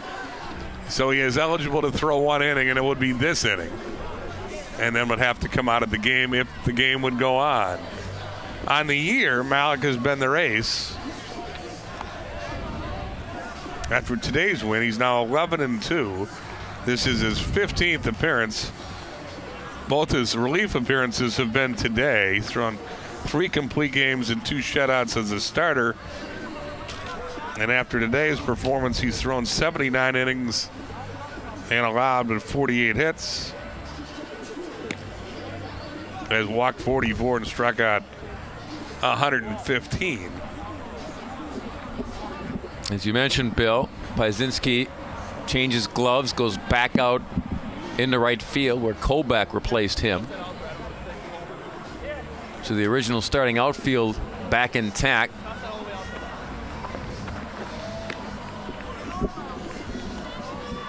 So the question, I guess, is do you bunt your cleanup hitter here for Fairchild, who's got 2 RBIs already? Fairchild to get a switch hitter will turn around and hit left-handed against Malik. And Butler, the guy down at first, is your leading stolen base guy. Again, we don't have updated stats on steals, but a month ago Butler was 14-16 in stolen bases. So he's got good speed and is a good base runner. He was so lots of options here for Rob Hamilton and Sun Prairie, trying to prove they are the #1 team in the state, as the pollsters say. They're 29-1, but getting everything they could imagine from Sun Prairie tonight. That's a good one.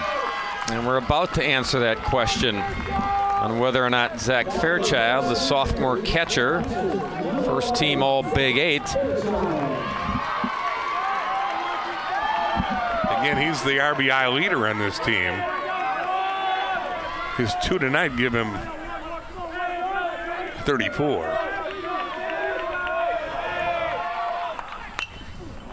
Fouls it back. Now Tepp, the second baseman, shaded way over towards first base. Soik came charging in thinking the bunt was on. You can see the hole up the middle. Tepp's going to cruise back to second. They wanted to be ready in case Fairchild dropped one down the first baseline. But there was a big hole for one pitch. And Fairchild fights another one off, 0-2.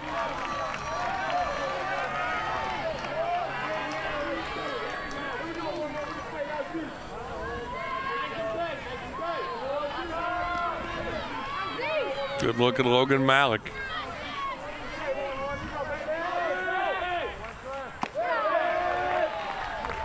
Fairchild doesn't fish, 1-2. That's Austin Schulfer throwing in the bullpen for Stevens Point.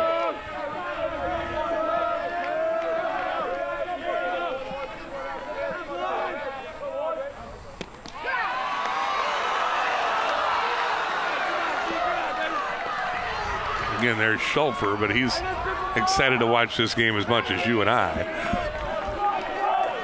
Mitch Malik froze that pitch trying to get strike three. To no avail. Gets strike three there. On the foul tip, he hangs on. Fairchild punched out, one down in the seventh. So Rob Hamilton eschews the bunt. And Malik punches out Fairchild, the cleanup man. Butler's still at first. Coit Meyer, who hasn't had an official at bat tonight, 2 walks and a hit batsman will hit.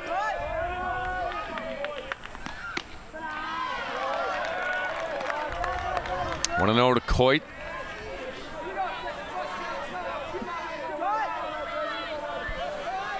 And now do you start Butler?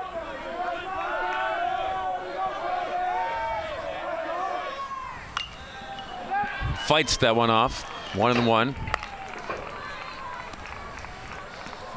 Rob Hamilton calls this young man as good a first baseman as he has ever had at Sun Prairie from the fielding position. Not the tallest kid over there, but he gobbles up everything. We've seen him in action a few times tonight, making some terrific plays defensively, trying to somehow get the runner over. Butler. He's been pretty good at plate discipline tonight, too. That was a pretty good pitch to take down 2-1. Good pitch to run on for Butler. He doesn't. He stays put, and the count is 3-1. And again, Meyer's been awfully good at the plate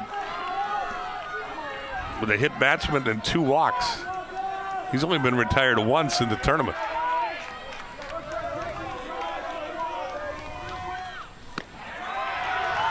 Now it's full. I think he was taken all the way there.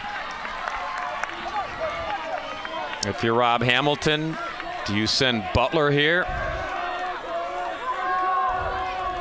Depends, does he think Coit swings the bat well enough to... He does. He sends him and he gets hit. Second time he's been hit by a pitch.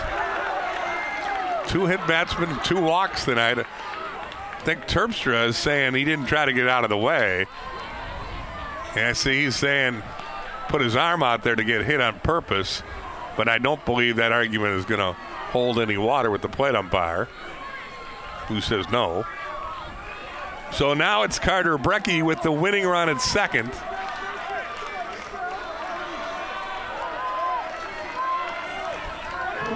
Brecky tonight, a ground out, a walk, and a strikeout. He's a .361 hitter with 18 RBIs on the year.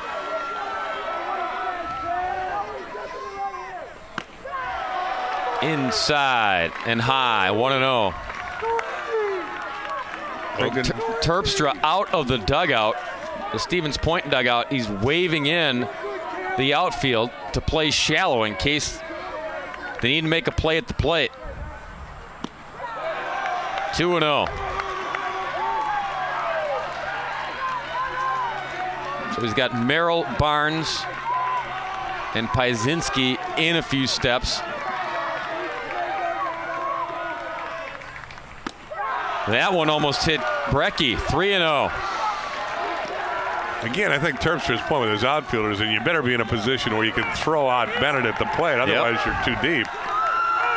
That is the game. That is the season on the line right here. And Butler, again, great speed at second. And pretty good instincts. He can see Tep planning to come behind. Bennett didn't have much of a lead.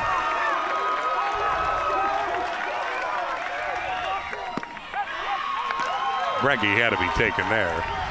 And I would think he might be taken again. But he's ahead of the count 3-1. Ryan Curran is on deck. Big cut. 3-2. Does Rob Hamilton start the runners here?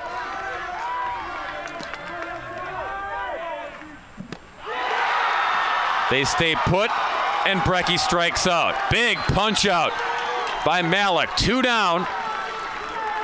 How about Logan Malik coming back from 3-0 down to get Brecky and just blows it by him with cheese. And that was right down Main Street, too. So here's Ryan Curran. Upstairs. Curran 0 for 3 tonight, 1 for 6 in the tournament.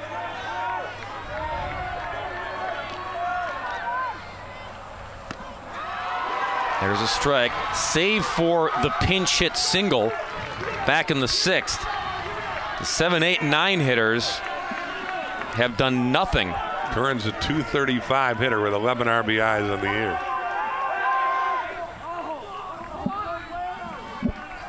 Curran tonight 0 for 3. Lund, the number 8 hitter, 0 for 3. Funnel was 0 for 2. And then Garvey got the base hit in his spot in the 6th, but failed to score. The Maliks confer on the 1-1 pitch. And again, neither of these Maliks are related. But vital cogs, the Spash team.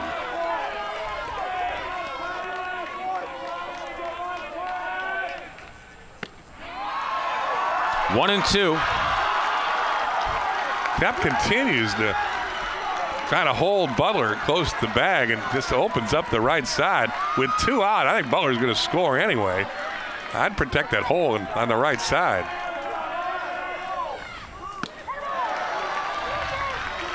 Two and 2 to Ryan Curran.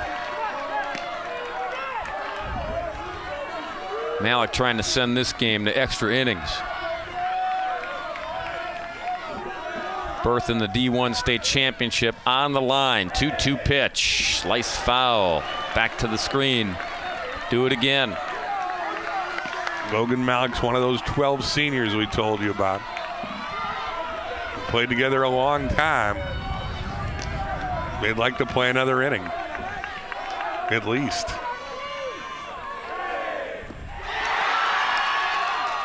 Swing and a miss.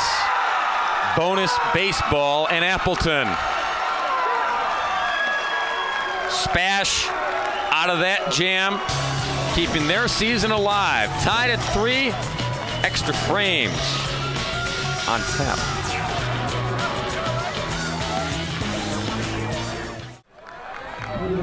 Good thing it's summer vacation, because if it wasn't, this is a school night and it would be past the boys' bedtime. We're playing on here in Appleton. Tied at 3 between Spash and Sun Prairie. The winner plays on Thursday for all the marbles in Division 1 against Bayport.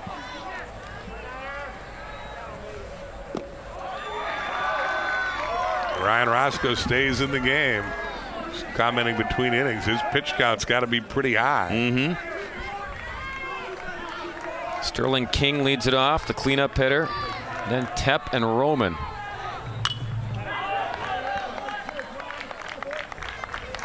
Roscoe's given up 8 hits, struck out 6. Only walked the 1. Had started the 6th inning when Spash scored twice, tied the game.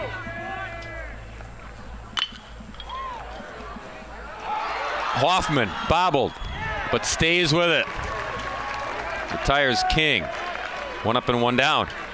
They get the leadoff guy for the first time since the 4th inning. There is no activity in the Stevens Point, or in the Sun Prairie bullpen. Stevens Point activity just ended. You would think Austin Schulfer, who started against Oconomowoc, will come in to pitch the 8th as Malik's innings have elapsed under WIAA rules in a state tournament. Jacob Tepp, RBI double back in the 6th inning.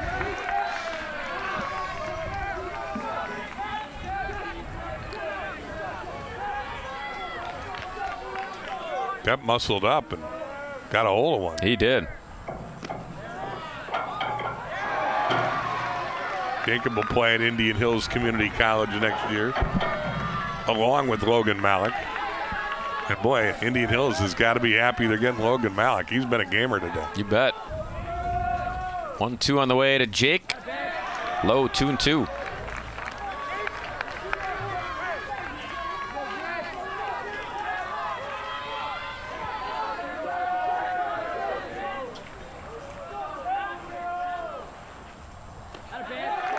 And works the count full.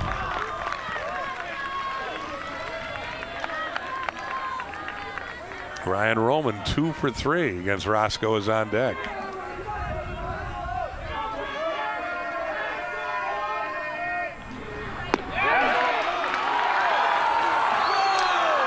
The Sun Prairie umpires in the stands were ready to ring up Tepp, but he gets ball 4. And Roman the DH. Bill just told you, a couple hits tonight. Sandwiched around a strikeout.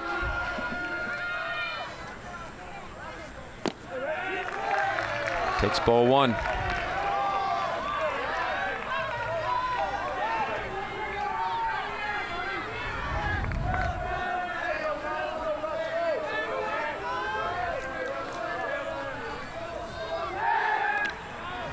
Roman family tree. Ryan's dad, Tim, played for George Roman, his uncle at Spash back in the day.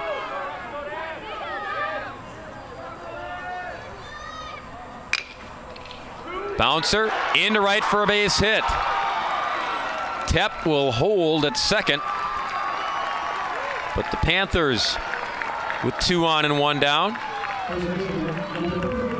3 hits for Roman. Got a third of the Panthers' hit total.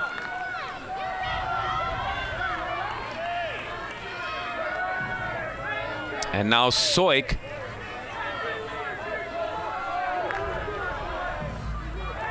Single in the 6th. 1 for 3 tonight. His was a bunt single. He has had the ball out of the infield. 2 strikeouts before the bunt. In fact, Brecky's back at third. It might not be a bad idea to lay another one down. Takes a strike there. Strike is their leading hitter, though. Hitting over 400. 446, in fact, coming in the tournament. Yeah, that was the surprise sneak attack bunt. He dropped down. Slick's driven in 12 this year. Another one of those seniors.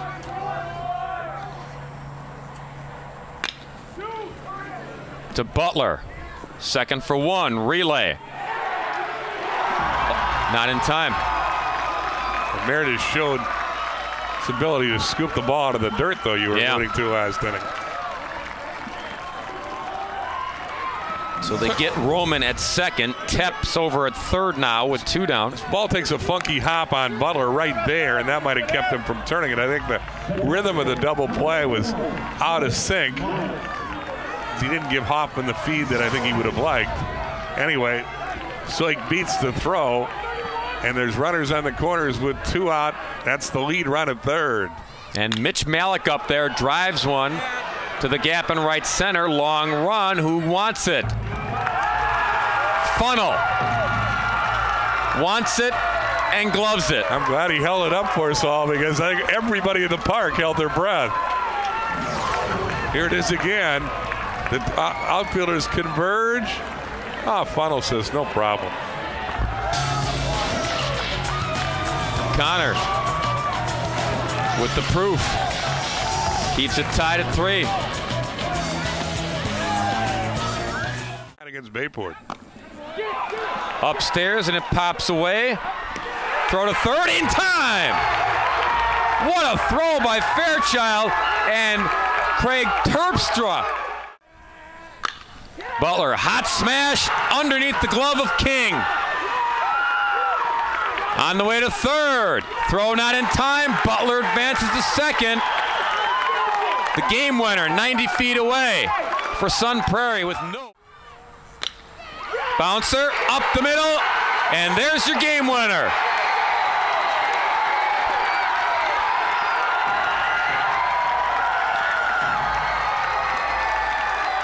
Not time for a dog pile yet. Sun Prairie's 1 game away from that, and Bayport would like the dog pile too, but that's a happy huddle.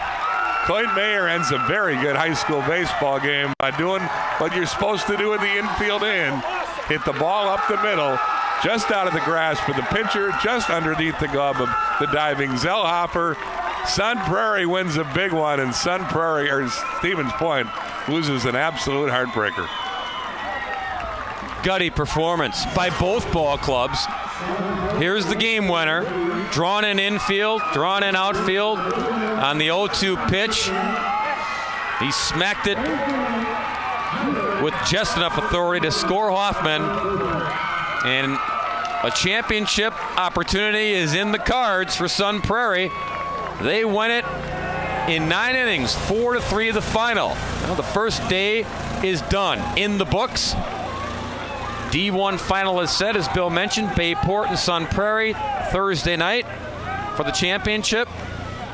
We'll start this baseball thing all over again tomorrow morning at 8 bells with the Division 4 semifinals. We're done here.